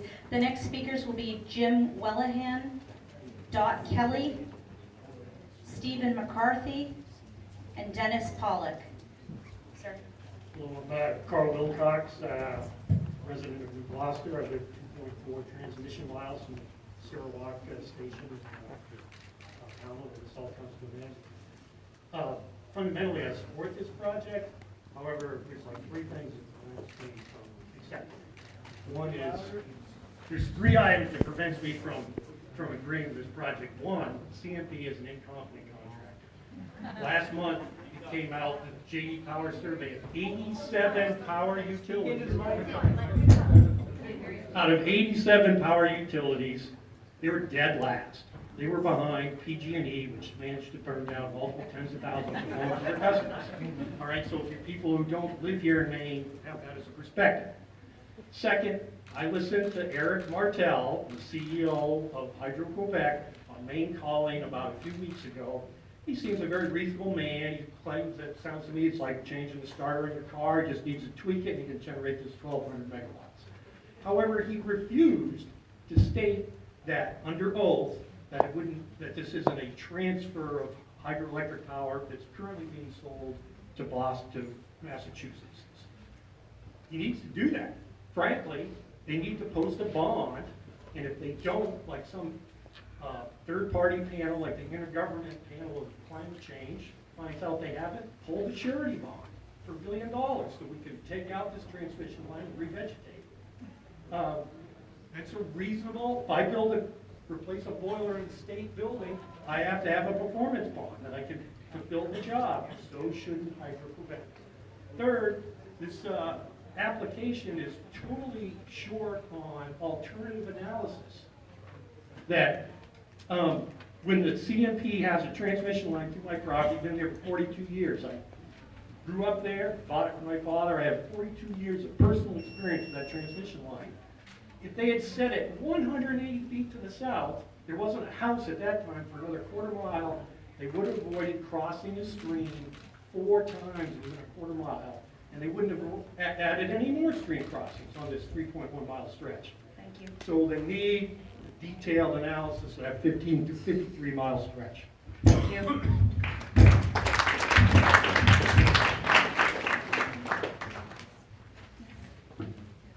Good evening. My name is Steve McCarthy, and I'd like to say thank you folks for being here. By being here, you recognize that the citizens of the state of Maine have a right to a say. The citizens of the state of Maine have a voice. Also, by being here, you notice that CMP has put out a lot of statements. They've put out a lot of press releases. They've said a lot of different things, including the route that they chose. There's currently gravel roads that go from Quebec all the way to Route 201. These options have not been explored. In a private conversation with a high-ranking CMP official, CMP did not get a Johnson Mountain wind farm project because they were not competitive in transmission. At that point, I said, well, if this project goes through, he just shrugged his shoulders and put his hands up. So take that as you will.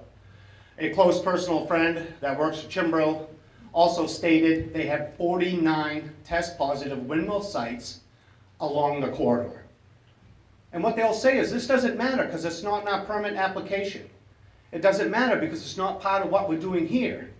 But it does matter in the cumulative effects in the environment.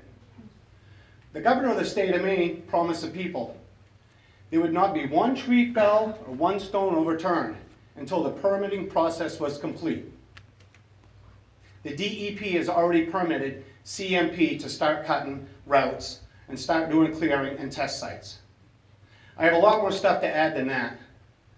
But with that last statement, what I'm going to ask is, I'm not asking you to be extra scrutinous on their project. I'm not asking you to go above and beyond.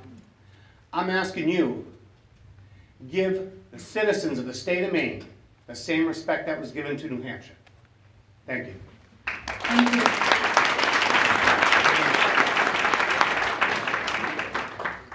Hi, my name is Jim Mollahan. I run Living Vacationland. Can you hear me all right? No. You're good, thank you. Okay. I've always been very concerned with the environment. I've gone up and down the Moose River Circle trip. I have done the Camp Norton Forks, done the Kennebec River. enjoy all that stuff. My son hiked the Appalachian Trail. We as a company, we run Living Vacationland, decided we had to cut greenhouse gases back when the Copenhagen conference was going on.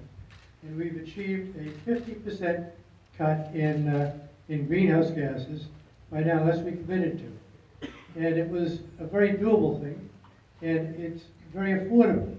However, we had a 30% until a couple of years ago. You know, better ceilings, better insulation on the walls, better windows, LED lights, all that stuff. But at some point in time, you know, greenhouse gases were 350.org was the organization here, and that was our greenhouse gases were. We had 415 in Russia this past spring. So we are growing our greenhouse gases. Each year, our greenhouse gases grow, and each year we subsidize our oil companies with $20 billion federal dollars, and that cannot stay. Now, I'm here because, having done that, we look at how are we going to heat the stores? How are we going to transport, you know, all the cars and so forth in there? And the answer to that is electric cars and heat pumps and other things. But you know what? Clean energy in Maine covers about 10% of our total energy. We need more clean energy desperately. I am supporting, time's up, I'm supporting this at this point in time. I heard some wonderful arguments against it, but I think we have no choice but to make Massachusetts cleaner and Maine cleaner, because that's all our. I'm going to provide some papers for you. Thank you. Thank you very much. Thank you. You can provide them to the stenographer up in the front. Sir, next. My name is Dennis Pollock. I'm from Manchester. The second main guide that spoke today mentioned number 5 mountain. It's in the middle of that area where the transmission line is scheduled to go through. I wrote a short poem for the Army Corps. It's called Poem for the Army Corps. Number 5 mountain, you're on the chopping block. Thank you.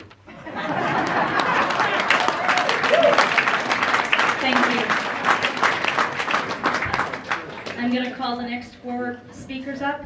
Delbert Reed, Tom Saviello, Bob Haynes, and Charlene Cummings. Oh, that's right, he did. Look at that. So I'll go to the next person then. Elizabeth Caruso. Oh, she already spoke. Jillian Burrows then, you're next. I'm sorry, go ahead. Hello, my name is Dot Kelly. Thank you very much for holding this public hearing and for all of the people who are attending in the audience. I've been an intervener at the process with the PUC on the New England Clean Energy Connect, but I want to focus on just one smaller item because the Army Corps, as the agency for the NEPA permit, has a requirement to take a hard look at the environmental aspects beyond just wetlands and waterways, the important section 404. And I want to focus on the safety of this particular above ground, high voltage DC current line. That's a new type of technology for CMP, and the fact that it's direct current, it has different physical properties than AC current. And the VSC asynchronous technology that they're proposing is usually used underground. And the reason for that is that lightning strikes impact its ability to have insulation. So just the air around the line is insulating and can accelerate fires and cause fires. I've mentioned this numerous times at the Public Utility Commission process, but they said it was not really their place. They were looking at other issues, and I want to make sure that the safety from fires is clearly looked at. We know from the Camp Fire and the fires in California and Texas and Arizona and Brazil and Canada that since the early 2000s, fires from power lines was known to be a problem, but it was hidden, like asbestos, like maybe lead in gasoline. Now it's been admitted to, and even more is becoming known. What they say to do is to underground, and if not underground, then the wires themselves should be insulated. There's better technology than what's proposed, and I want to make sure that it gets looked at in detail. Thank you.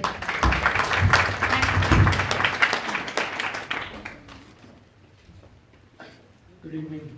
I'm Del Reed. I live where I grew up in Freeman Township on several hundred acres of working forest. No one values the area's scenic beauty and abundant wildlife more than I do. I'm a licensed professional electrical engineer and have worked in the forest products industry.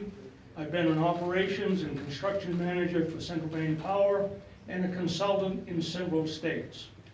I am very familiar with the Jackman, the Forks, the Caratunk areas. During the ice storm of '98, I was the operations manager responsible for this region. The suggestion that this project will lead to increased fragmentation of the forest and increased development is just plain wrong. The finished project may actually decrease fragmentation, particularly with all the mitigation plan.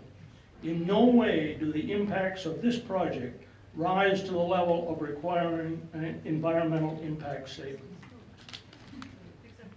First, the portion of the new line is in a commercial forest with thousands of miles of logging roads and laydown yards. This isn't a wilderness area or a national park. And 2/3 of the line is being built in CMP's existing corridors. Secondly, this is a DC line which no users can tie into, so it will not promote other development. But most of all, this project is both responsible and reasonable. It's reasonable because New England is retiring nearly 10,000 megawatts of old coal, oil, and nuclear plants in the future, and will need to replace these with clean power. If hydro is not the replacement anytime soon, ISO New England will need to find other dispatchable sources, and that means more fracked natural gas. Additionally, this proposed line has excess capacity for Maine ratepayers. So not if it is needed, but when we need it, it will be available. As a Mainer, I urge you to approve this project. It is very good for Maine and it's good for the planet. Thank you. Thank you for having me, sir. My name is Charlie Cummings from Pittsburgh, Maine, and a permit for this project should not be approved. I've read a large amount of filings in this case, and I and thousands of other Mainers have come to the same conclusion. Maine's greatest asset is its natural beauty. This corridor's first 53 miles will scar the landscape and remove thousands of trees that help mitigate carbon emissions. CMP has not adequately considered less damaging alternative, which is why an environmental study, impact study absolutely needs to be done for this project, especially considering similar projects in New Hampshire and Vermont both have had one done. As the daughter of Bob Cummings, who was instrumental in recovering 400,000 of acres of public land for the people of Maine, I am aware that part of this corridor is splitting a public lot in half for $3,500 a year, which is less than the value of the wood on these 35 acres. This could be challenged in court because there are conflicting laws governing the use of these public lands. As you are probably aware, Vermont has a project that's ready to go that accomplishes the stated goals of this project, except for lining the pockets of CMP shareholders. Thank you again for having this hearing. Thank you. And the next four speakers, Jillian Burrows, Pamela Prodon, Howard Trotsky, and Larry Warren. You said my name twice. Oh, I'm already up here. Excellent. So Then Bruce Taylor, please, is next. Thank you.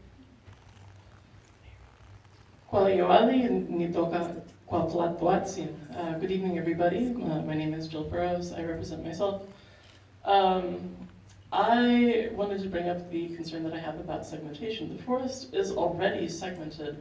There are already roads going through it, but there are recent studies that show that any further segmentation vastly reduces the capacity of it to support life and all of the other animals. Now, the thing is that we are carbon-based life forms. Pretty much everything that exists so far is carbon-based. There's no artificial life forms I know of yet. And they all hold carbon in as long as they're living. As soon as they cease to live, that carbon is released into the environment, and it either becomes absorbed into the soil or released into the atmosphere. What decides that is basically what's surrounding it at the time. So just please think about more than yourselves, think about the actual animals. And there are studies that show this. I can probably provide those later, but I don't have them with me right now. Thank you.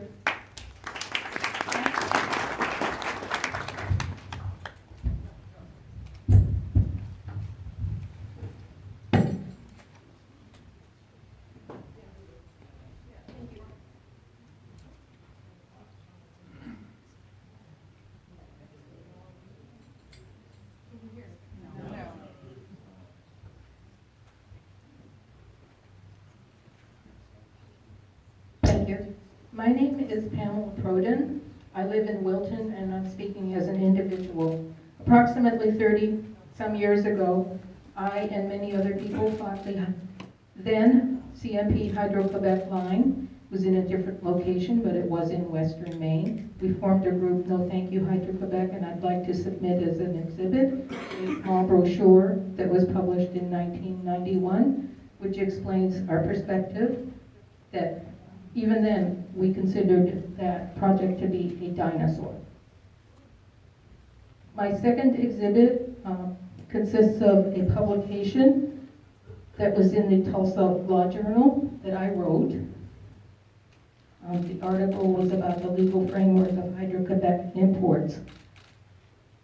I would like to endorse a full environmental impact statement. I think it is needed and appropriate to take advantage, to take adequate time to review the project and address people's concerns. 30 years ago, there was a full environmental impact statement. I believe it was done by the Department of Energy because a presidential permit was required then. What are the impacts on threatened and endangered species? The Endangered Species Act does define endangered species without geographic limitation. The agency should consider whether granting a permit will affect any endangered or threatened species regardless of whether the species is located in the proposed alternative. And I'm submitting this article because I talk a little bit more about that. We also need to know about the alternatives to this project. Is this project the best alternative? What about energy efficiency? Please examine the alternatives closely. Thank you. Thank you.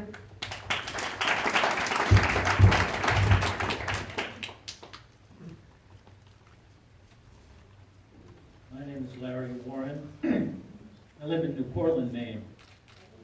I've been involved in recreational development in Maine for over 50 years. My comments will be brief because on April 25th of this year, I submitted written comments to the Army Corps regarding the NECEC project. And I supplement those comments with my support for an environmental assessment by the Army Corps, encourage an expeditious review, and would support approval for this project. The Maine Public Utilities Commission, the Maine Department of Environmental Protection, and the Land Use Planning Commission have been engaged in a thorough and exhaustive review of this project. Unfortunately, little attention has been given to the merits of the project, including environmental and economic benefits as well as the significant efforts by CMP to minimize the adverse impacts of the project on our natural resources and our environment.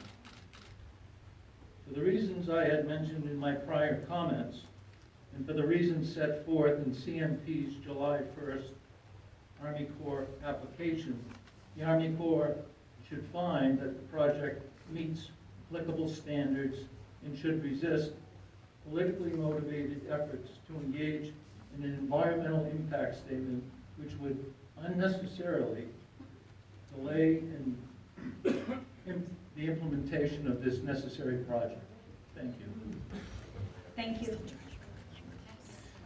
Hi, I'm Bruce Taylor, speaking as an individual. I hope that the U.S. Army Corps of Engineers would appreciate what General George S. Patton said. The most important form of discipline is administrative discipline.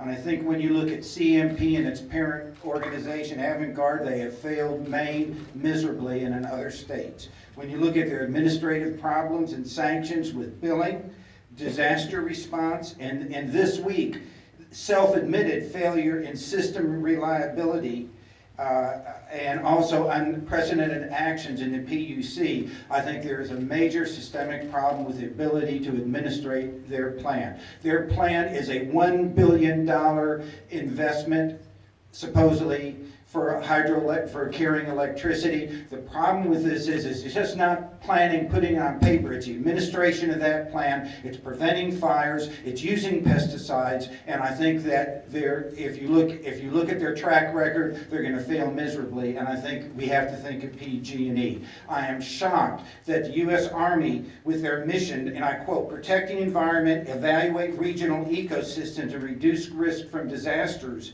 have not begged the question of an environmental impact statement when 2 other states have had that. Ms. Goslin said they're going to thoroughly evaluate. If you look at small letters back on that poster, they quote a 1988 study on the impact of wetlands. I hope that when you evaluate, you have something more recent than that. We're talking forests, we're talking the wetlands in the United States, and specifically I'm very concerned about pesticides. When I was a selectman in the town of Sweden, and it was either line 91 or line 97, in 2017, I asked the guys who were spreading pesticides what were they using, and they said we're using glyphosate, as I recall, they said glyphosate, 2,4-D, and atrazine. Well, if you go what was submitted to the Maine Board of Pesticides Control, none of those are on that. What is on here, which is very concerning about the waters of the United States, they're using adjuvants that are water soluble. And are they going to be able to protect the waters of the United States? Thank you very much.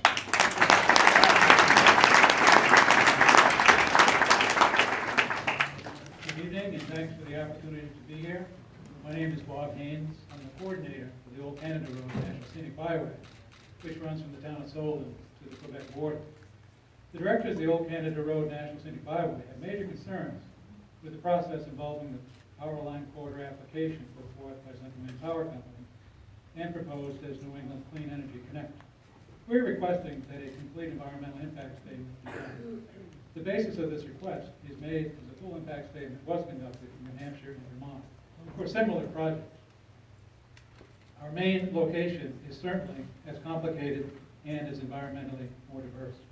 The transmission line would cross the National Scenic Byway, which is Route 201, twice in its path to Lewiston, once in the township of Johnson Mountain and again in Moscow.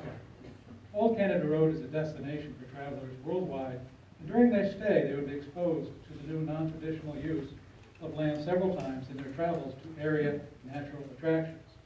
The applicant in the DEP record stated that the transmission line corridor would be visible from the byway for 48 seconds in a northbound direction and 95 seconds in a southbound direction. Clearly they have missed the point that a byway is a destination and not simply a pass-through. Travelers come to Maine for an experience, and that for many is uncluttered space that the Maine woodlands provide from many scenic viewpoints miles away from the actual 201 corridor. The scenic corridor, described by FHWA, is the road or highway right-of-way and the adjacent area that is visible from and extending along the highway.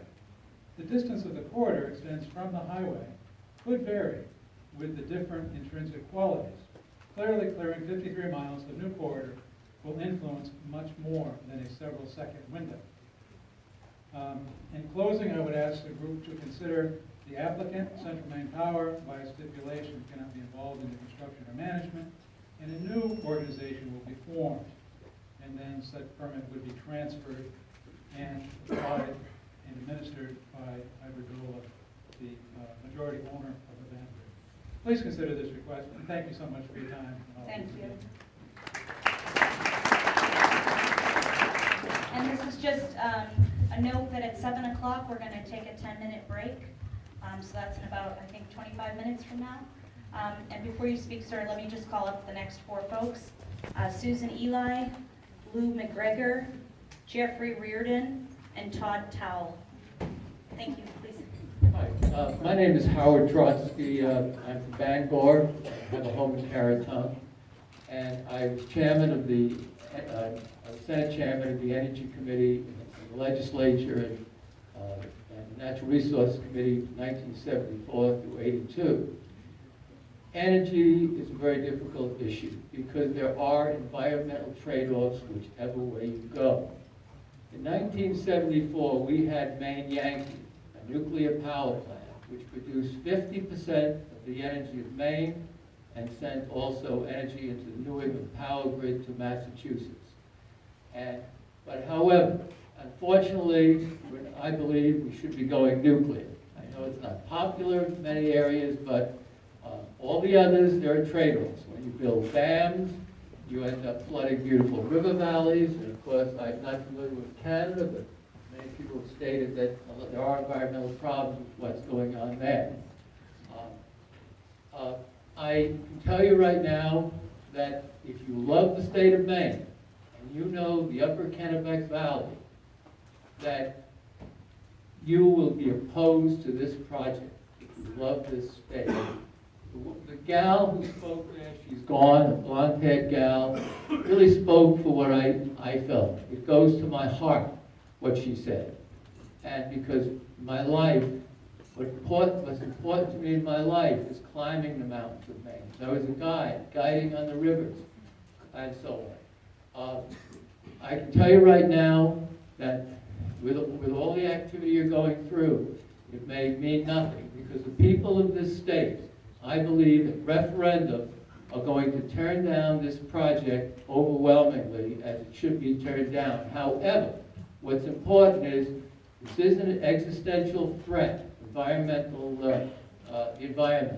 and therefore we have to do something. There may be another route for this power line. There's a Montreal pipeline route, and so on. And anyway, it's a tremendous honor to be standing here at the same microphone that Jill Stein stood at, who single-handedly put Trump into the presidency. Thank you. Again, I'll call Susan Eli, Lou McGregor, Jeffrey Reardon, and Todd Towell. Yes.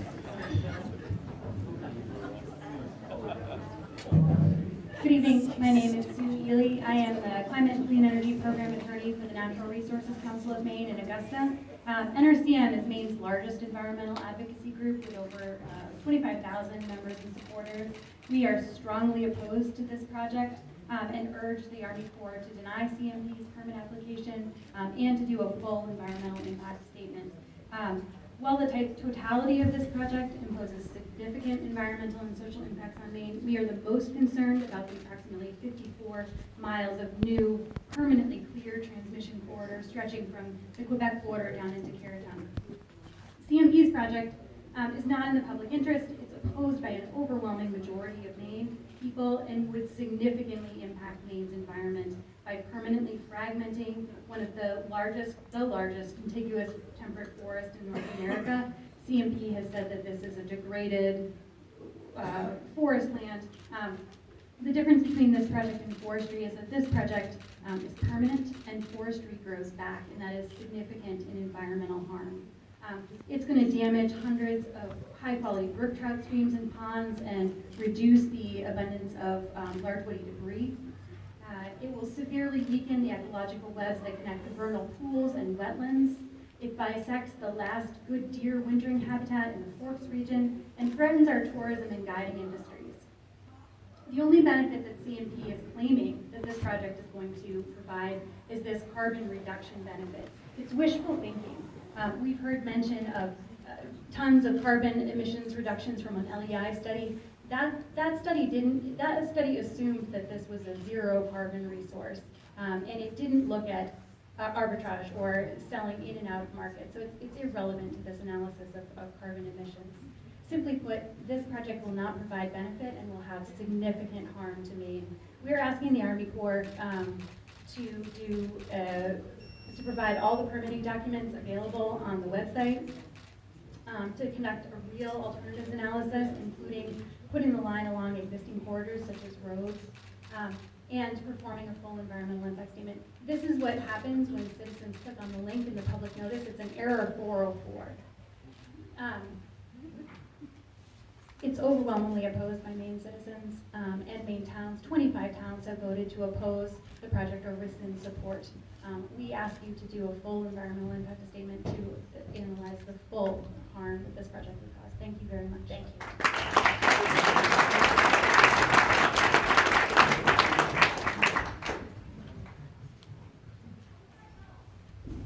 Thank you. Jeff Reardon next. I thought there was one more name before me, but nobody was standing. Lou McGregor? Nope. Okay, you're next. Good evening.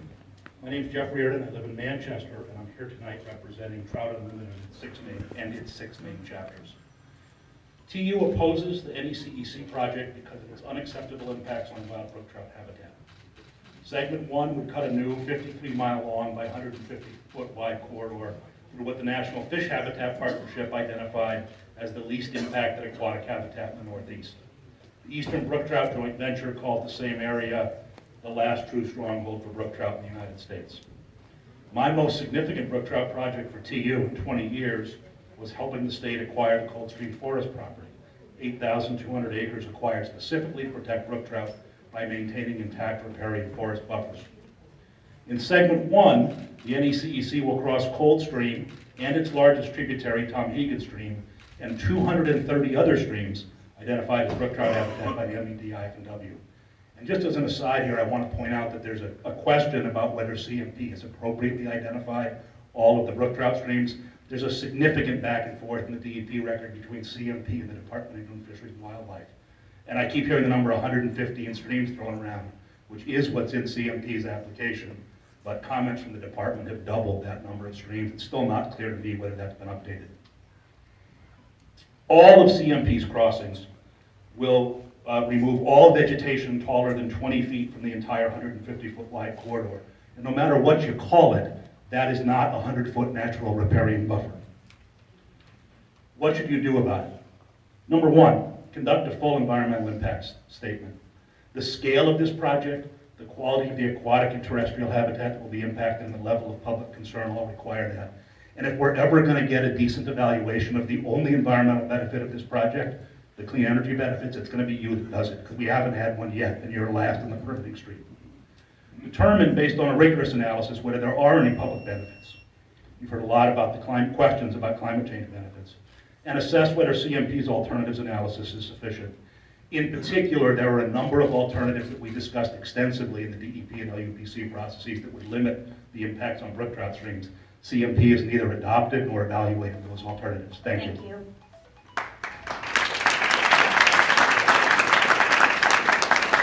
I'll now call the next 4 people, and then after those, the next 5 speakers. The next 5 speakers will take a 10-minute break. So would Wayne Derry, Becky Barjovics, Kate Weatherby, and Bob Weingarten please come forward? Sir, you may start. Thank you. My name is Todd Toll. I live in Kingfield, Maine. I'm a 20-year plus registered Maine guide. I have to follow Jeff Reardon now. I'm going to follow Jeff Reardon, so it's going to almost sound identical, but not as eloquent. I'm given the responsibility to talk today concerning Maine's brook trout. Before this country was founded, brook trout were already established in Maine to Iowa. Okay, to give you an idea, decade by decade, habitat through original range has been compromised to the point that very few remnant populations exist today. Maine is the last stronghold for native wild brook trout. Our gene pool is perfect. It's simply the last best place. Species throughout the planet are threatened, endangered, becoming extinct, or already extinct, or disappeared in part of an ill-conceived for-profit project. This project, in my view, is such a project. The proposal project will only harm or destroy the very habitat brook trout require. Granting this permit would be irresponsible and unethical and ill-conceived. One of Maine's most iconic species deserves our stewardship for not only its future, but for ours. Thank you. Thank you. Hi, I'm Becky Bartovix. First, I want to thank Representative Golden for requesting this hearing and for you to be here today. I wear a Sierra Club hat. I have been on the leadership of Sierra Club, and I want to just point out that Sierra Club and an attorney for us has submitted 3 separate letters to you, and I want to commend those to you. I had written you a poem, but I think I'm going to forego the poem for some other reasons. Very first, if this doesn't trigger an EIS, I don't know what kind of project large enough would trigger it other than this. This is a huge project. The wetlands alone should require it. I just want to say, I've been hearing this for the last 30 years. We lose wetlands in this country at 10% a year. I don't know when we're going to, when we're going to have the bottom of the wetlands, but this is a very large area of wetlands to lose, and no mitigation. The mitigation dollars does not create no net loss, which is in the 404. So, that is net loss. You may buy some piece of land somewhere, but it's not the same piece of land. It's not the land where the endangered species are living, and that is right in the law. So, and we should be proud of this law in the state of Maine because a deer muskie was germane in writing it. I think it's really important for us to think about it. I feel very frustrated that the Army Corps has not followed through on 404 many times in the state, and I want to point that out. I'm just going to read a little bit of my poem since I have a couple of seconds. Perhaps you haven't heard the news. We are in the midst of the 6th greatest extinction. Perhaps you haven't heard that we've lost 60% of our songbirds. Perhaps you haven't heard the song of the wood thrush, of the green frog, or the warblers. Perhaps you haven't heard 80% of the insects of the world are dying off. Perhaps you haven't stood in a stream fishing for trout, or simply standing there, clean water rushing by, mayflies flitting, fish rising. I'll give you some more later. Thank you.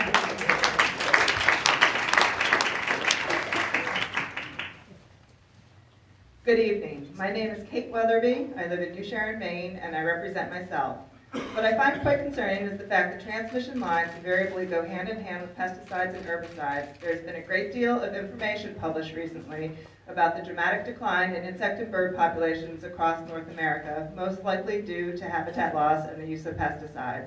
I have read through a fair bit of the compensation plan Central Maine Power prepared. It was actually encouraging to see the steps CMP is required to take to mitigate and offset the impacts of the NECEC project would have on the wetlands it would cross. Unfortunately, nowhere in there did I see any mention of the impact that the use of pesticides would have on the habitats affected by the transmission line. Any promise to restore habitats loses its validity if you fail to take into account the consequences these destructive chemicals would have. I know I am not alone on this issue, and that Central Maine Power has finally listened to concerns about this and have agreed to clear the new section of corridor with cutting. In making that promise, CMP has conceded that these chemicals do cause harm, so I find it rather alarming that CMP is still willing to basically double the amount of pesticides they would use in the existing corridor that runs along people's backyards. Unfortunately, the costs of their existing practices are already being borne by their customers, though we may not be aware of it. About 18 months ago, I was talking to a gentleman in New Sharon about the proposed transmission line. He told me that years ago he used to trap muskrat, that is, right up until the existing transmission line was built. After that, there were no more muskrat to be had.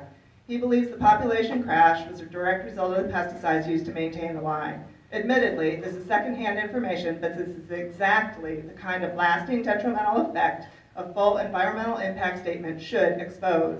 I think it would be quite clear that the real public need here is to remedy that situation, not exacerbate it by failing to fully evaluate the project.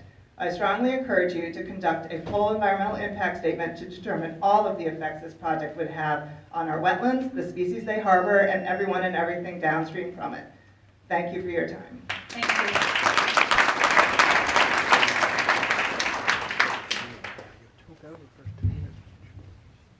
Hello, my name is Bob Weingarten. I'm from Vienna, Maine. I'm here to represent Friends of the Boundary Mountains. We are an activist grassroots group whose mission is to protect Maine's great boundary mountains and to preserve that habitat for wildlife, for recreation, and for forestry. We are an intervener in the DEP proceedings on the CMP corridor. As such, we commissioned a study of fragmentation of the western Maine mountains. We had Dr. Janet McMahon do that study. She is an eminent scientist who has studied fragmentation for a long time. She has said the proposed CMP project transmission corridor would be the largest fragmenting feature in the western Maine mountains. The western Maine mountains is the crucial ecological link between the forests of the Adirondacks, Vermont, and New Hampshire, and northern Maine, New Brunswick, and the Gaspé. The impacts associated with a project of this scope are huge. Not only that, she points out that besides the actual clear cutting of the corridor, between 20,000 and 40,000 acres will be impacted. This is because of the edge effect. When you put a clear-cut corridor through the woods, it's not just the corridor itself that changes, it's all the land around it because of the ecology is changing and the hydraulics are changing. So when people say it's just a small cut in the woods, they're far wrong. It's 20,000 to 40,000 acres. Okay? And because of all these reasons, it's imperative that the Corps commission a full, comprehensive, and independent environmental impact statement. Thank you very much.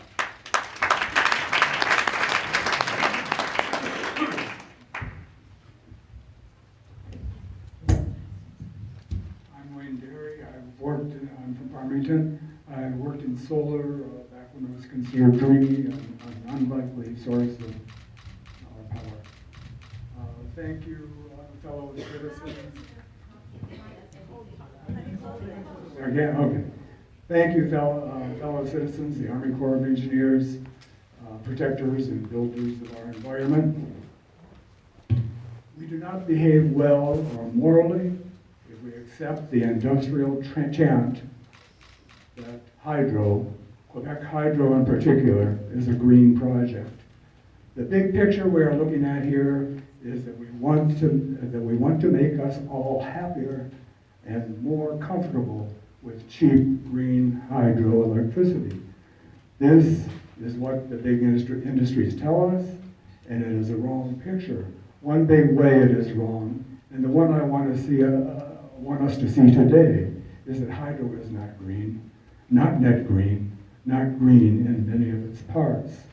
Please read the informative Harper's Magazine article about Corps of Engineers and our damming of the rivers of the Northwest United States and the destruction that resulted. It's in the November issue, page 68, entitled The $68,000 Fish. It clearly applies to us here. Like the Northwest U.S. engineering projects and like Crown corporations across Canada, Quebec Hydro floods an area the size of states. Hydro-Quebec floods an area the size of Connecticut or half the size of Maine. These lands are or were subarctic, mature wetlands, storing CO2, producing oxygen. Quebec Hydro floods approximately 20 square miles, altering watersheds totaling more than many U.S. states. We do not and would not do that here in Maine. Thank you. I want to also point people to the North American Megadams Resistance Alliance, where First Nation people spoke in Farmington last week. Please see that for the text. It's online. Thank you. After the break, we'll have Robert Daigle, George Mason, Kimberly Lyman, and Douglas Jowett speak. The meeting will start again at 7:10. Thank you.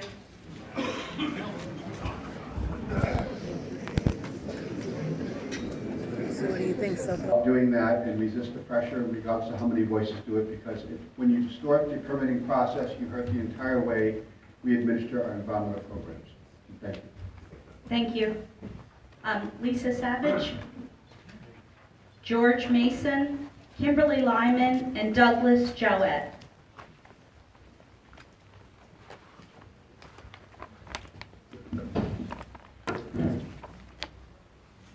I'm Lisa Savage from Solon. Thank you for convening this public hearing on the New England so-called Clean Energy Connect, a proposal that would have enormous impacts in our state.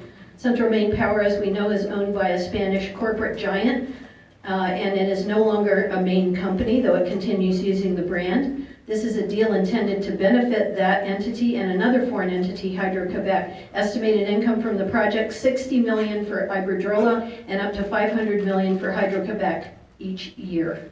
The Maine woods are far too great of a public asset for such a massive decision about the future to be made by unaccountable corporations rather than the people of Maine. That's why we have a permitting process, so there is public consideration of projects that stand to impact the state far beyond the actual square footage of the project itself. It has been disappointing but telling that Hydro-Quebec has declined thus far to participate in public hearings. Hydro-Quebec CEO Eric Martel told Maine Public Radio listeners in November on the Maine Calling Show, "If it's necessary, I'm all for democracy." We in Maine believe democracy is always necessary. Indeed, the potential impact of the NECEC is so great that the people of Maine should have a chance to weigh in directly, such as with a statewide referendum, which I support. Corporations have owned the Maine woods for a very long time, but in these days of accelerating climate crisis, we must support conservation efforts that take more of our forests into public care. We should maintain access for traditional uses by Native people. We should maintain them for recreation and for tourism, and to make sure the woods are sustainably maintained. Opposition to NECEC is widespread in Maine. The stipulation that's been submitted for approval of NECEC claims that that is not true, but if you drive around Maine and see the no CMP corridor signs all over from the northern border to the southern border, you know that that's true. Thank you for your time. Thank you.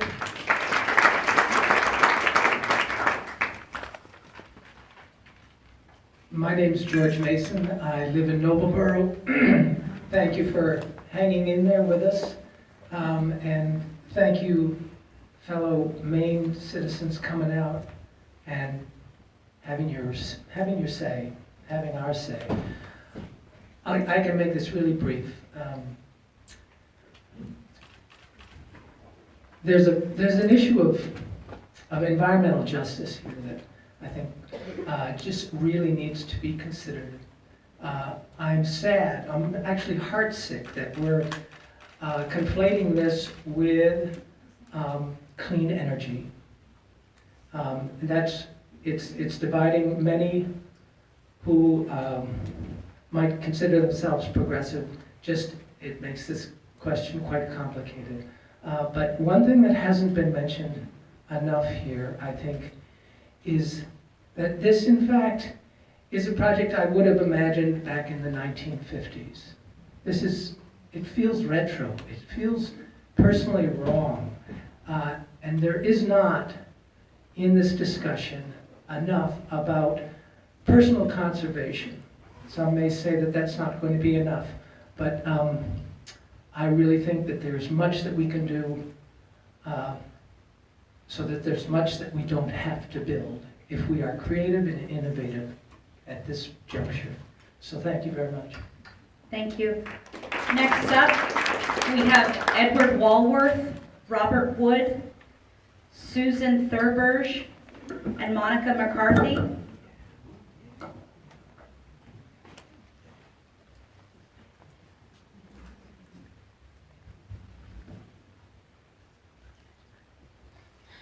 Hi, I'm Kimberly Lyman. I'm from Caratunk, Maine, and Carabassa Valley, Maine. One thing I'd like to point out yet again is that Massachusetts had over 40 bids for this project. It's permitted and shovel-ready in Vermont, which means we don't need it. This destruction doesn't even need to be in question. It's not a public need just based on that alone, and having it come through Maine simply gives CMP a cheap date for a tidy profit. It's a terrible project for Maine. Like many here in this room, I'm an actual expert on the area. I've spent my whole life here. I have a deep and collective understanding of the area. I know the habitat, I'm familiar with the land use here for both businesses and tourism, private and guided. We work here, guide here, have witnessed, profited from, and enjoyed the growth of visitors to the region over the last 20 years. They come here to get away from what CMP is now trying to turn this area into, an industrialized area in the middle of a globally special place. A place that has had much recognition for its still wild characteristics. How can any organization ignore the hundreds of streams and wetlands that will be crossed? How can the health of the habitat, of the wildlife in the forest that feeds it be ignored and minimized? The domino effect of negativity of this project will threaten the way of life of tens of thousands of Mainers. Guides, stores, hotels, forestry, restaurants, other businesses that tourists combine their stays with. This has a direct effect on my family. My husband is a fishing guide. He and his partners rely on the health of the tributary streams, which will be crossed multiple times by this line. I have been long planning a recreational guiding business that was to come to fruition in the next year as I retire from 23 years of whitewater raft guiding. This area is key to my business future. Nobody wants to come a hike a mountain and look at this. There are many in my area in these same shoes.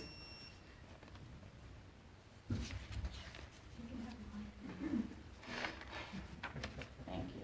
If you have closing remarks, you can make them. I just hope with all my heart that you hear us. You have the power to do what is right. Thank you for your time.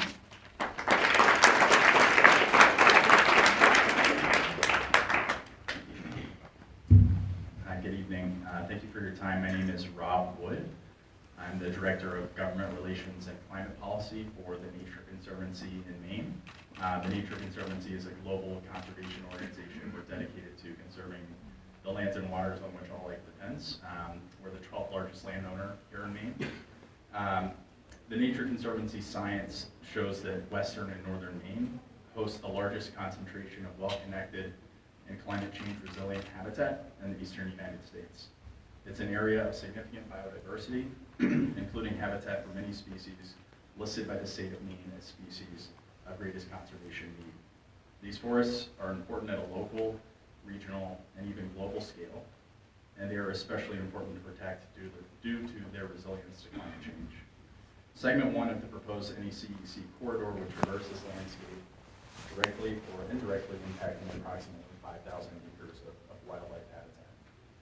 The Nature Conservancy believes that, based on the evidence presented to date, the proposed NECEC project would have unreasonable impacts and adverse effects on Maine's natural resources, and the project should not be permitted as proposed. We believe the project should only be permitted if it is substantially modified in order to address its habitat fragmentation impacts. For example, by rerouting the line to co-locate with existing roads, by otherwise changing the project design to protect mature forest in the proposed right-of-way, and or by permanently conserving a large area of mature forest in the affected region to protect against future habitat fragmentation impacts. We submitted additional comments in writing, so I'll leave it there. Thank you very much for your time. Thank you.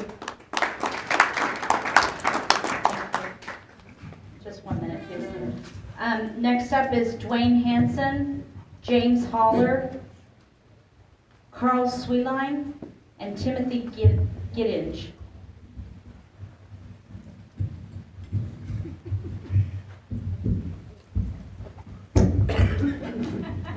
Sorry. Good evening. My name is Susan LaBerge, and I live in Jane, Maine, and I'm here to speak for myself.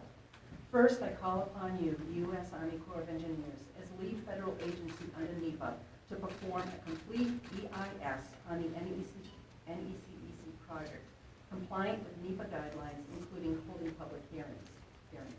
Given the damaging impacts to the hundreds of sensitive wetlands, streams, and critical ecosystems, and the likelihood of future development along this corridor, anything less would cloud the transparency of this project and be a disservice to the lands and the people of Maine. Second, to release to the public for review and public comment the current draft of the NECEC's EA. And third, this project be rejected on the basis that it is a non-water dependent project that will cross, fill, and permanently damage hundreds of streams and sensitive wetlands. There are prudent and reasonable alternatives that have not been evaluated under NEPA, as outlined to you in the U.S. EPA's letter dated April 25th, 2019. The EA should demonstrate that any avoidable alternative that meets the project's purpose and need be selected as the preferred alternative. It is the role of the Army Corps of Engineers to satisfying NEPA to first avoid, then minimize, then mitigate. However, when a merchant line threatens to permanently alter, change, or destroy critical natural resources, there is no justification to minimize or mitigate. The agency must direct to avoid. Some additional concerns. First and foremost, the very source of this power has caused great harm and suffering to the indigenous people of the northern Canadian provinces. Megadams have flooded their traditional home and hunting lands and poisoned their food sources, resulting in loss of their autonomy and culture and endangering their connection to their spiritual core. To continue to buy and expand Canadian mega hydroelectricity makes the U.S. complicit in this ongoing genocide of Native people. Thank you. Thank you.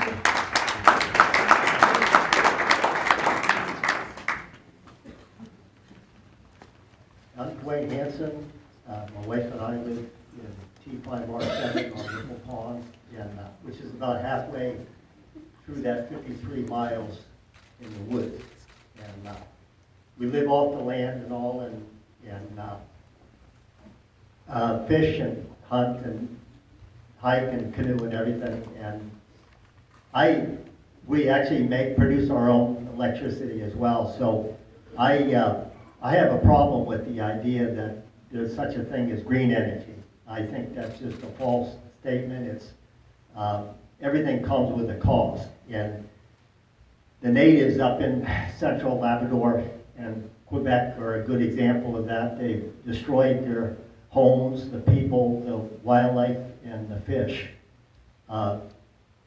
We live in an area that I've been heard tonight that is just an industrial forest with nothing to, the western mountains of Maine are unique.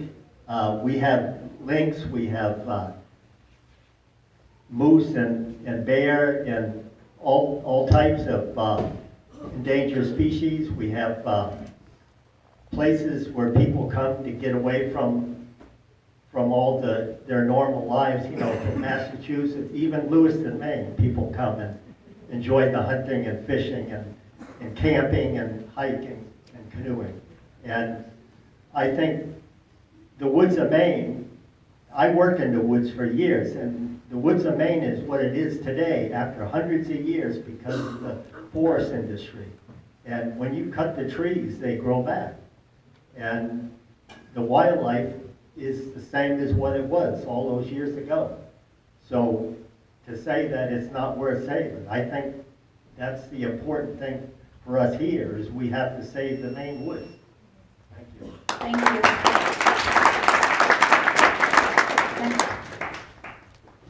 Thanks. I'm Monica McCarthy, and I live in Rome. Thank you for this hearing. This project's proponents would have us act with urgency to approve and permit this project to address climate change. There's no question that climate change poses an existential threat, but the primary causes of climate change, it's now understood, and the unprecedented rate of extinctions that we're experiencing on this planet are habitat fragmentation and unchecked development. Any CEC is not only a massive development in its own right for Maine, but it sets a precedent for future east-west development. And CMP will deny, for the time being, that there's anything else planned. But this route was very specifically chosen. I mean, you don't decide to go over the mountains and through the woods and cross all of these waterways that you've been hearing about when there are perfectly reasonable and much more direct and efficient ways to get on current roads from the Canadian border down to where there's existing corridor.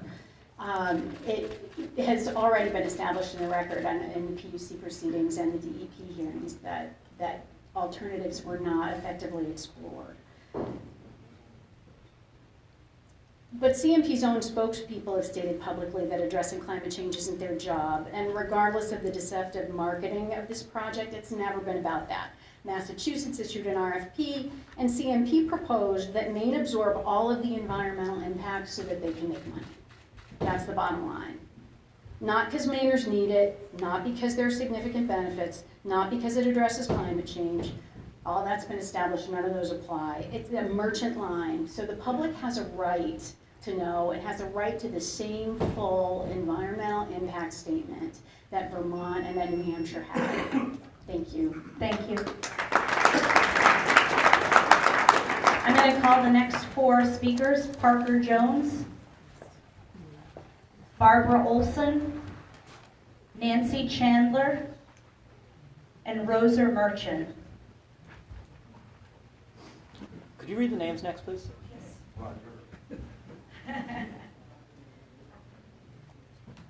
From before, or? Yeah.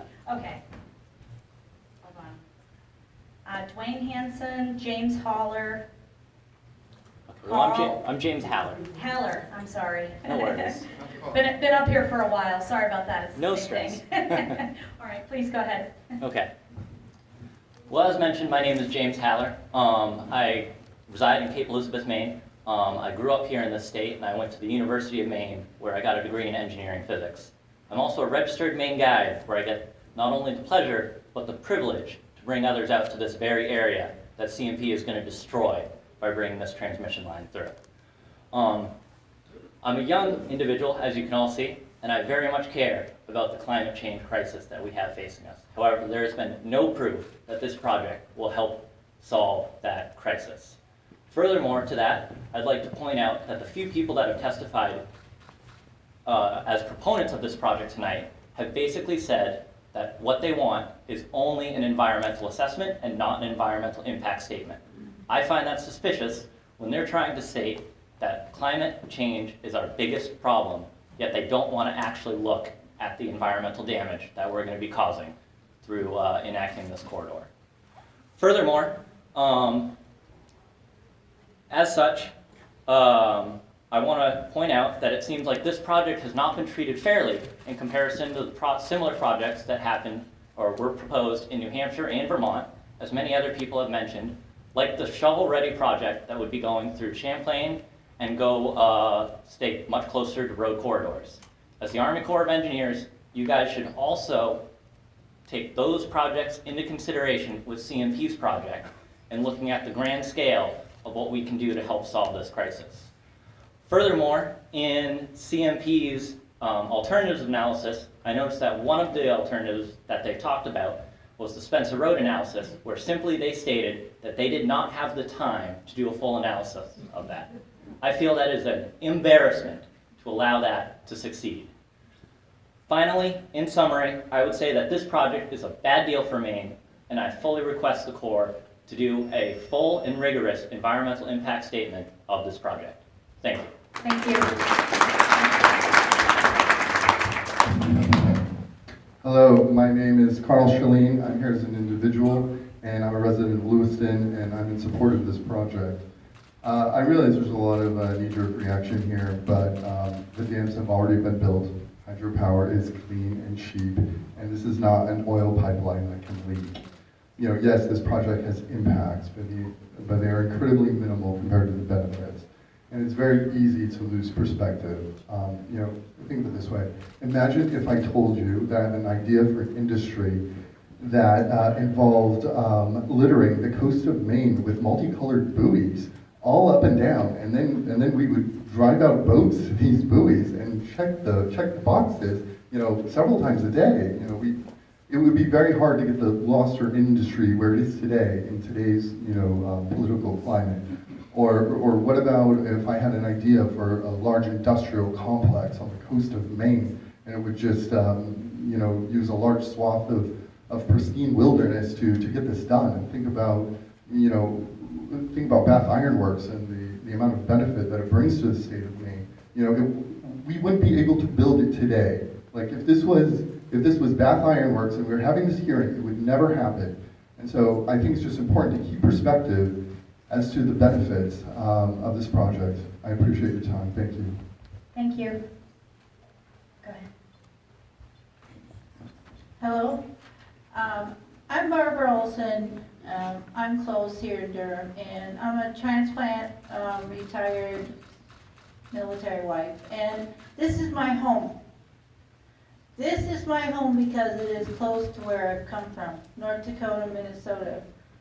It is nature. I love camping. I haven't been everywhere, but it is beautiful. And CMP is going to find a way to destroy that. And I'm not into politics, but this is something that is in my heart. My town, along with many others, voted this down, but it seems like people aren't listening to us, and that's the problem I also have with this. We will destroy many forests, wetlands, many animals will go extinct, or they will get hurt, they'll get sick. We were talking about the trout. I'm not an expert in all this, but when we do something in nature, there are repercussions. Yes, there's this big corridor, but it is going to affect the outside of that. Whatever we do is going to affect nature on the other side and on this side. It is not for the public interest. Maine doesn't get a dime. If it is, it's very little. And we don't get any of electricity. Our bill does not go down. It is for Massachusetts and CMP and whoever owns CMP. And we have this thing about global warming and gas emissions. We're cutting more trees, which doesn't reduce the gas emissions. We're adding to the problem. There are many occupations that I don't know what they all are, but they're all up there. They tourist and they help people fish and all that, are going to lose it. We can't have this pass. Maine is a special place, and that's why I stayed. And this is what we need to not have passed. And thank you for hearing me, and thank you for having this. Thank you. My name is Roger Merchant. I'm from Glenburn, Maine. I've submitted documents to you, and I have a couple more tonight. What's my stake in this? It's both personal and professional. Personally, my boots hit the ground in the Upper Moose River Basin in 1967 as a forester, and I've since recreated, photographed, fished, camped, taken children, grandchildren, and I'm here on behalf of myself and them because we have a very rich three-generation legacy of engagement in this landscape that's under attack, I think, from this CMP proposal. I've also documented various features in this landscape over the last 3 years that deal with scenic loss, that deal with habitat fragmentation, that deal with jack pine, that deal with pine marten, an indicator species. And the concerns that come out of that come to me as a forester professionally. But also, when I go to the hearings, I keep getting this mantra response in my head when I hear the CMP presentation is incomplete, incomplete, incomplete. And that has been reinforced here for me tonight as I'm listening to the ideas and the information that's being presented. And I think the environmental impact assessment is an important step, and I have great questions about the benefit of this project. I brought with me some tools that may be of help to you, and they are 3 aerial photographs, landscape photographs of Beatty Pond, the Notch, and Coburn Mountain. Documented on this is the location of all of its primary streams in this landscape and on these 3 examples. Along with that, there is the documentation of the corridor cutting across the landscape, fragmenting the forest, yes, but then you look at the red zones on here, you will see these are highly fragmented forests within all of this. And this will help to give you maybe a way of looking at the story of, if we're going to have some kind of environmental impact assessment that's carried out, it needs to look at not just the streams and the wetlands, but it also needs to look at the associated landscape conditions, how that impacts the issues of concern environmentally, as well as addressing the question, well, you put a 300-foot wide corridor and it will become that. Thank you.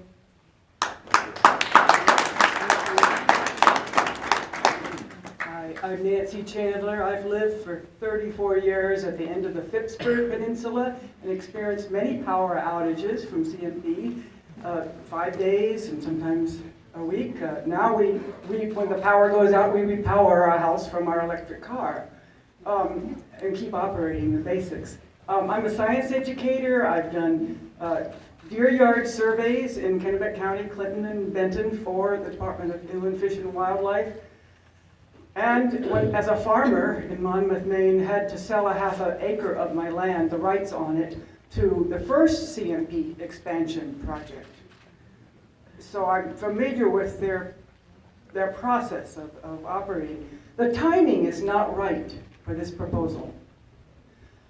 Maine development of renewable electricity and early climate change mitigation plan we had in the 90s was put on hold from 2010 to 2018, and many new laws passed in the 2018 legislature last year that have just allowed and facilitated larger solar projects, more appropriate payments for small solar generators.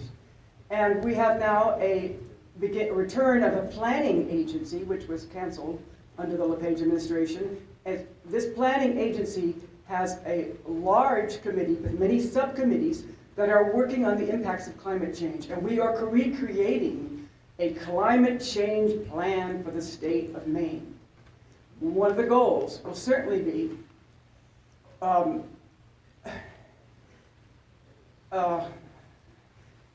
Maine right now has 40% of our electricity produced by wind, mostly and hydropower. Sorry, we only have 100 kilowatts of wind. The state legislature set a goal of 3,000 megawatts of wind electricity by next year.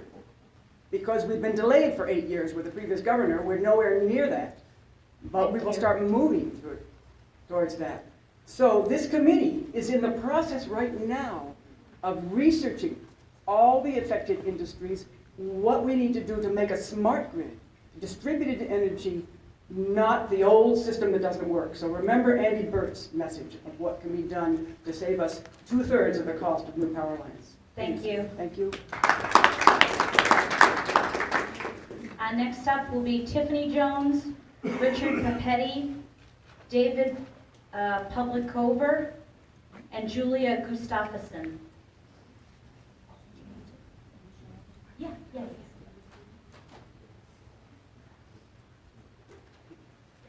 Go ahead.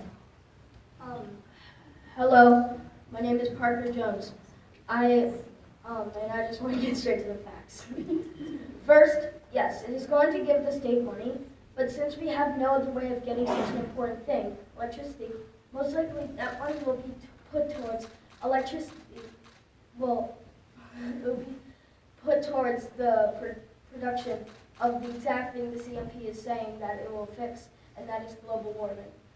Wouldn't it be a better use of money to invest in renewable resources, alternate energy? Another thing you probably will not think about when you are voting for this is all the animals that will lose their homes and safety. The CMP corridor will destroy 263 wetlands, go through the Appalachian Trail, destroy 150 streams, destroy 3 sanctuaries, and other things. Imagine all the tourists' disappointed faces when they come to Maine and all they can see is power lines. That's hurting Maine's economy again. Another thing that caught my eye as I researched is that CMP has a troubled history. They are currently under investigation for overbilling thousands of Maine customers, as well as for their dismal response to a massive power outage last winter that left hundreds of thousands of Mainers without power. The company's CEO publicly apologized for their mistakes in a television ad campaign currently running on Maine television. Also, they are being sued for fraud. According to the suit, CMP purposefully deceived customers about the reason for massive spikes in their electric bills. So I certainly would not trust them as the main power source of our neighboring state. As the future of this great state of Maine, I say do not invest in this corridor and instead invest in renewable, sustainable, environmentally conscious energy resources for all. Thank you. Thank you.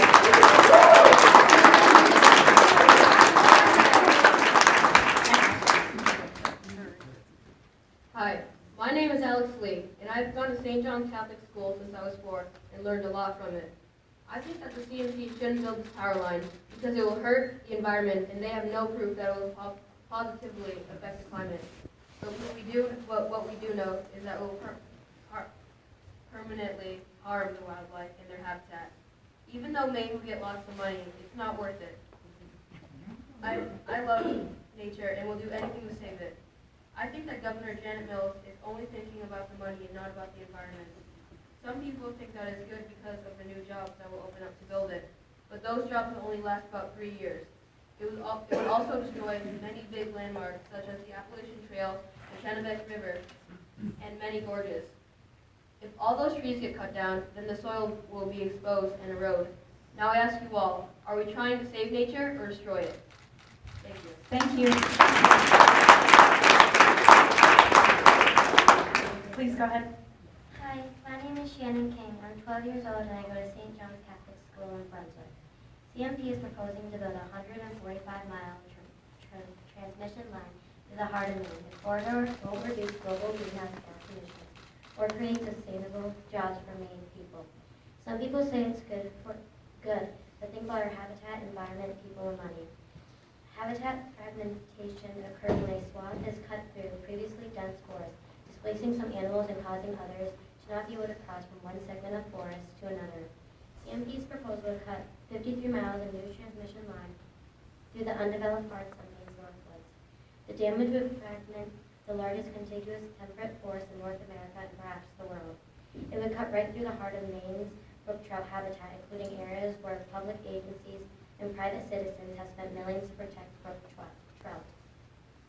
The workers would be employed for only about 2 years and nothing more than 3.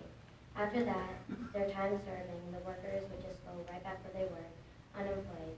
That's why I think the state of Maine should not vote for CMP corridor. Thank you. Thank you.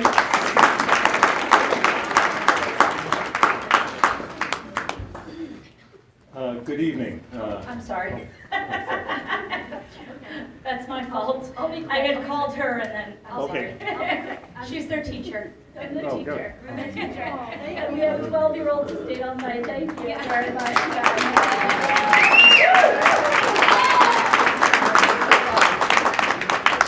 So my name is Tiffany Jones. I'm a science teacher at St. John's Catholic School in Brunswick, and I've been working with my 7th graders to discuss environmental issues.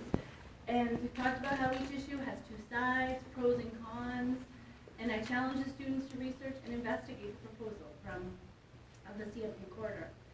Unanimously, all of my students, and I have their written letters that we've been working on for a month of research, they all came back with the facts and proofs that going forward will absolutely have a negative impact on our environment. There's also no evidence that this project will positively affect the climate.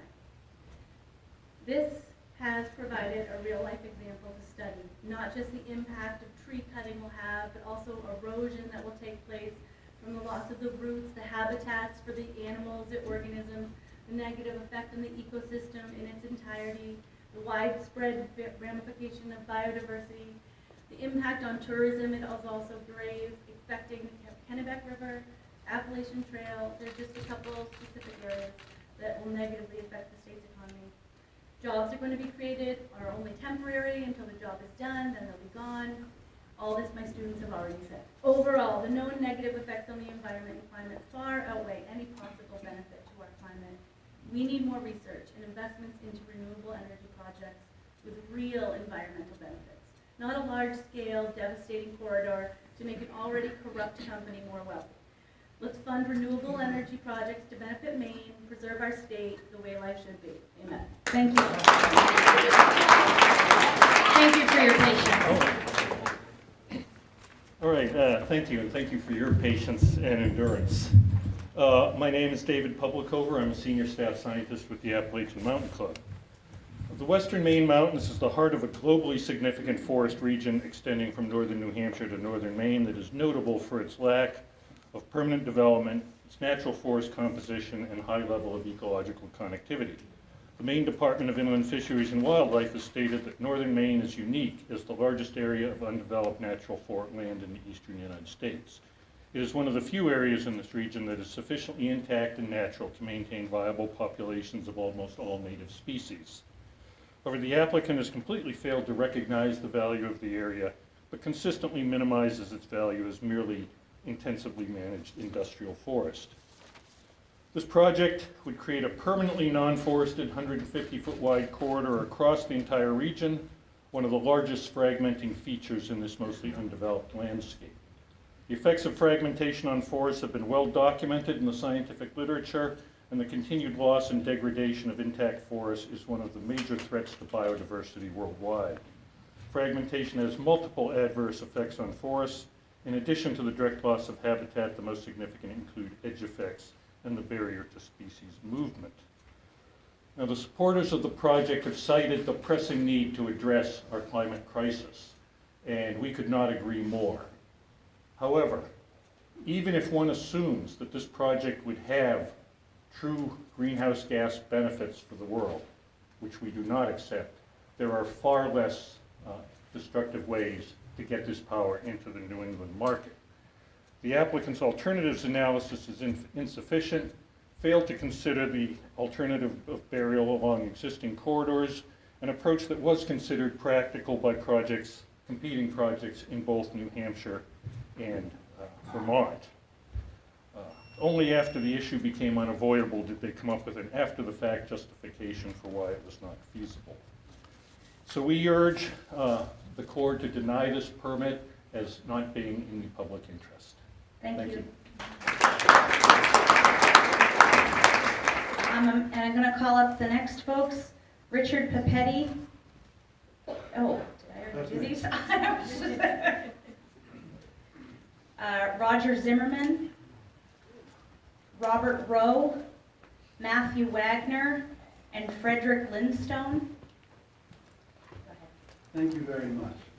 One of the things that I think is very important is reputation and past bad behavior.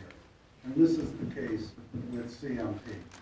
CMP has really been a terrible company. You hear what they say about the retail side, you know, the controversy with the billing, etc. This is on the business side, and this amplifies what someone said earlier. In the Portland Press Herald, dated November 14th, that's Maine's biggest newspaper, is the Portland Press Herald. November 14th states the following: CMP dead last in U.S. in survey of business customers' satisfaction. That's not retail customers, that's business customers.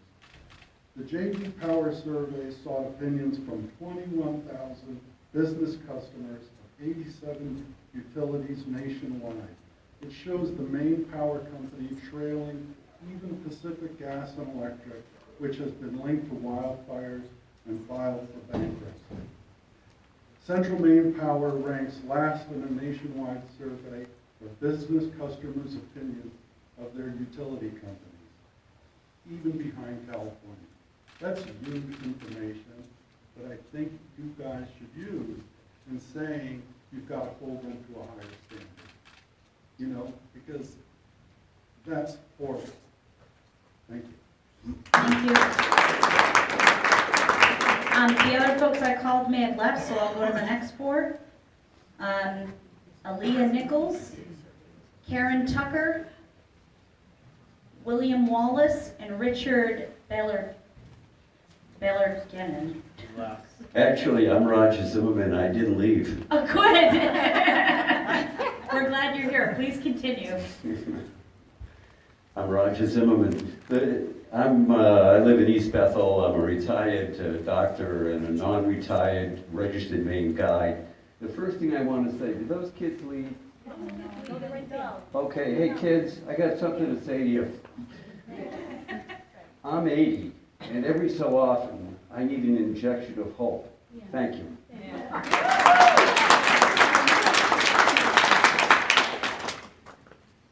I'm going to try and make this very quick. Wow, it's like racing. I had 5 questions, and I gave an answer to all of them. I'm going to put it all in better writing, because nobody could read my writing, and submit it. The first question I had, is this project beneficial for the people of Maine? And the answer is no. And I actually used the description from the Court, the enemy quote, the decision whether to issue a permit will be based on an evaluation of the probable impact of the proposed activity on the public interest. And you mentioned a number of factors that go into this: conservation and economics and aesthetics and so on and so forth. In your last sentence, in general, the needs and welfare of the people, how could you possibly make a decision in favor of this project, in favor of the needs and welfare of the people, when, and that's your sentence, when over 20 Maine towns have either turned down the project or rescinded their support? The people have given you an answer. You don't want it. Well, previous speakers, holy smokes, have addressed some of the environmental concern and so on and so forth. Can I have a couple more seconds? I want to mention something that hasn't been mentioned. You remember the ice storm? I don't know whether you remember the ice storm. You remember the ice storm in '98? There is a picture that's in my mind of a bunch of towers, exactly the way CMP wanted, the same towers that CMP wants to build. They were in southern Quebec, and what happened to them as a result of the ice storm? You know what happened to them? They were pretzels. In my work as a backcountry ski guide, this has involved, brought me into a lot of snow science, beginning about 20 years ago. Thank you. I should stop. Well, you can, if you have a finishing Statement. I hope what I'm about to say is wrong, but I don't think so. We're going to have many more ice storms, more intense and more frequent. And CMP hasn't taken this into account at all, what's going to happen to those towers that they want to build. Thank you for your consideration. Okay, before you go, I'm going to keep going down the list then, see who the last remaining people are. Beth, we've got about 4 or 5 minutes. minutes, so Okay. we probably have enough time for a couple more. Okay, so Scott Benson and Mary L. Geiger. I'll speak on behalf of Scott. if you'd like. Okay, okay, come on up then, please. And then Jason Levesque. Okay, go ahead. Thank you. A lot of what I had to say has already been covered, so I've sort of scribbled out a lot of things, so I'll do my best to keep this brief. My name is Matt Wagner. I'm a volunteer, founder, and board member of Say No to NECEC, a nonprofit 9,000-member group opposing CMP's efforts to build this. We came out of the woods 2 years ago to oppose this, and we can't wait to go back. I'm here to speak to you in defense of the Kennebec River, a place that I know as home, and I intend to hear my children call home. Thank you for holding this meeting tonight, and I'll keep this brief. As we've heard from our northern neighbors, the impact of Hydro-Quebec's dams is nothing short of genocide. If you research this yourself, you'll come to the same conclusion. These dams could not be built in the USA. It would not be legal, period. Why should we allow them to bring this energy here? The disturbance of the Kennebec River Gorge, which is a gem of the East Coast, is not acceptable. There's no reasonable mitigation for disturbing the Kennebec River Gorge. The reasonable alternatives to disturbing the associated streams and wetlands in the upper Kennebec River watershed has barely been given service by the other permitting agencies. It's absolutely critical that we understand the damage, the long-term lasting damage that crossing and damaging these wetlands will have. I'd like to request a full EIS on the impact of the proposed corridor so that it can be understood. Lastly, I need to affirm that Maine people have never been more united on anything as they are in their opposition to any CEC. And CMP can spend all the millions they want on ads. We're not stupid. We've got loggers, environmentalists, and almost all union members in this state standing with us in opposition to this project. Those are a lot of the people that they like to say are going to benefit. Thank you. Yep. We're here as experts on our homeland. We're educated, we're committed to the truth, and we hope you intend to see this through. Thank you. And for our last speaker of the night? Yes, thank you. Good evening. My name is Shanna Cox, and I'm the CEO President of the Lewiston-Auburn Metropolitan Chamber of Commerce. I'm delivering comments tonight on behalf of a number of my members, as well as the Mid-Coast Chamber as well. We represent 900 members, 40,000 employees across 14 communities in the LA region. As a community-minded organization of businesses, the LA Metro Chamber is an engine for economic vitality and enhanced quality of life in our region. We are a not-for-profit organization supported through membership dues and contributions. Our purpose is to make Lewiston-Auburn a welcoming place to do business and an ideal place to live. The economic benefits of the NECEC project will significantly advance our local mission. Some of these numbers that you've already heard tonight and that I will simply bullet point is the $250 million of upgrades to the Larrabee Road substation, bringing in $57 million net tax revenue to Lewiston and Auburn over a 20-year period, delivering 1,200 megawatts of clean, reliable power that displaces the fossil-based energy that currently fills a portion of our market. 73% of the transmission line is in an existing transmission corridor. The balance is in an industrial forest land heavily logged and bisected by logging roads and scare trails. I would like to note that myself and the families that I represent enjoy outdoor activities, recreating in remote parts of our state. I grew up in the Katahdin region in the summers. I believe we have a real treasure in our woods, our waters, and our mountains. I believe we need to protect our resources. This project does that over the long term. It adds clean energy, displaces the fossil-based energy sources, and leaves a minimal impact on our environment.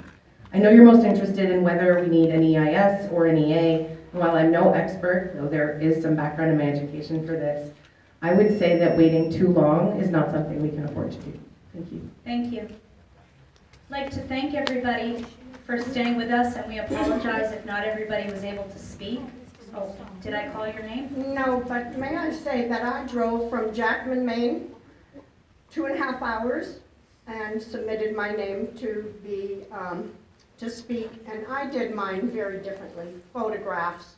Can I just show 3 photographs that will discredit CMP's claims about our region being decimated by logging, or that they're going to use existing power lines?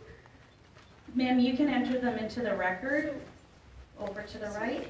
Thank you so much for the process. You know, it's just a... I'm sorry, Fred Lipstone was signed up and he left, so, and I also did, and I didn't speak. Would you please honor her presence? She traveled a long way. I want to show these to, well, I see Thorne. He knows our region. We know the true region. The whole reason for this is to get corridor status. No one else has said that tonight. This region that is being threatened is not decimated by a logging industry. This is a 40-foot wide clear cut of the Maine-Quebec border. 40 feet. We're not talking about 300 feet that's coming forth, so that'll give you an idea of what 300 feet will look like. This is a boreal forest. I'm looking right into Canada here. Beatty Pond. Well, yeah, Beatty's spared. The Merrill Strip is in here too. This region is not decimated by logging. This is a boreal forest. You see all of that color? No, that is an October 10th flight over the region. We have waterways, we have the rivers, we have ponds, we have open regions. This is an intact boreal forest. Dirt roads, this is a Spencer Road. This isn't the widened out Spencer Road that we're seeing at the front end. This is the true corridor that brings we, the people of the Jackman area, into our woods where we recreate. And you asked about historically significant impact. The Spencer Road at mile 12 brings you to the World War II German POW Camps Memorial Site. There will be no escaping the ugly brown monster that is going to come across this road 12 times, maybe? I'll just go to the last one. This is the Adian Overlook, and it doesn't even show you the full expanse of the western look at number 5 mountains, not even here. But this will be dominated by the corridor. I'm from an 8th-generation family in Jackman. I'm a retired registered nurse who lived in the Southwest and watched the decimation of the Sonoran Desert and the Anza Borrego Desert to bring insatiable power needs to California and Vegas. I don't want to see this happen in my home. And I thank you for the time to speak. I don't mean to be pushy, but I was an elder care consultant and I had Sacramento on speed dial. See something, say something is part of who I am. Thank you. Thank you.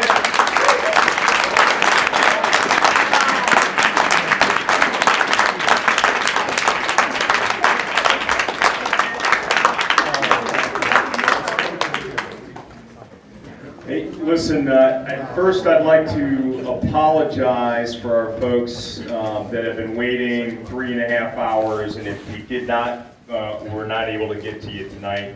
So I'm sorry for that, but please know your comments, if you submit them up front, you submit them online or in mail, we will consider those before any decision is made. I'd also like to remind folks that we'll continue to take comments, both written and in mail, and on email, up to 6 January.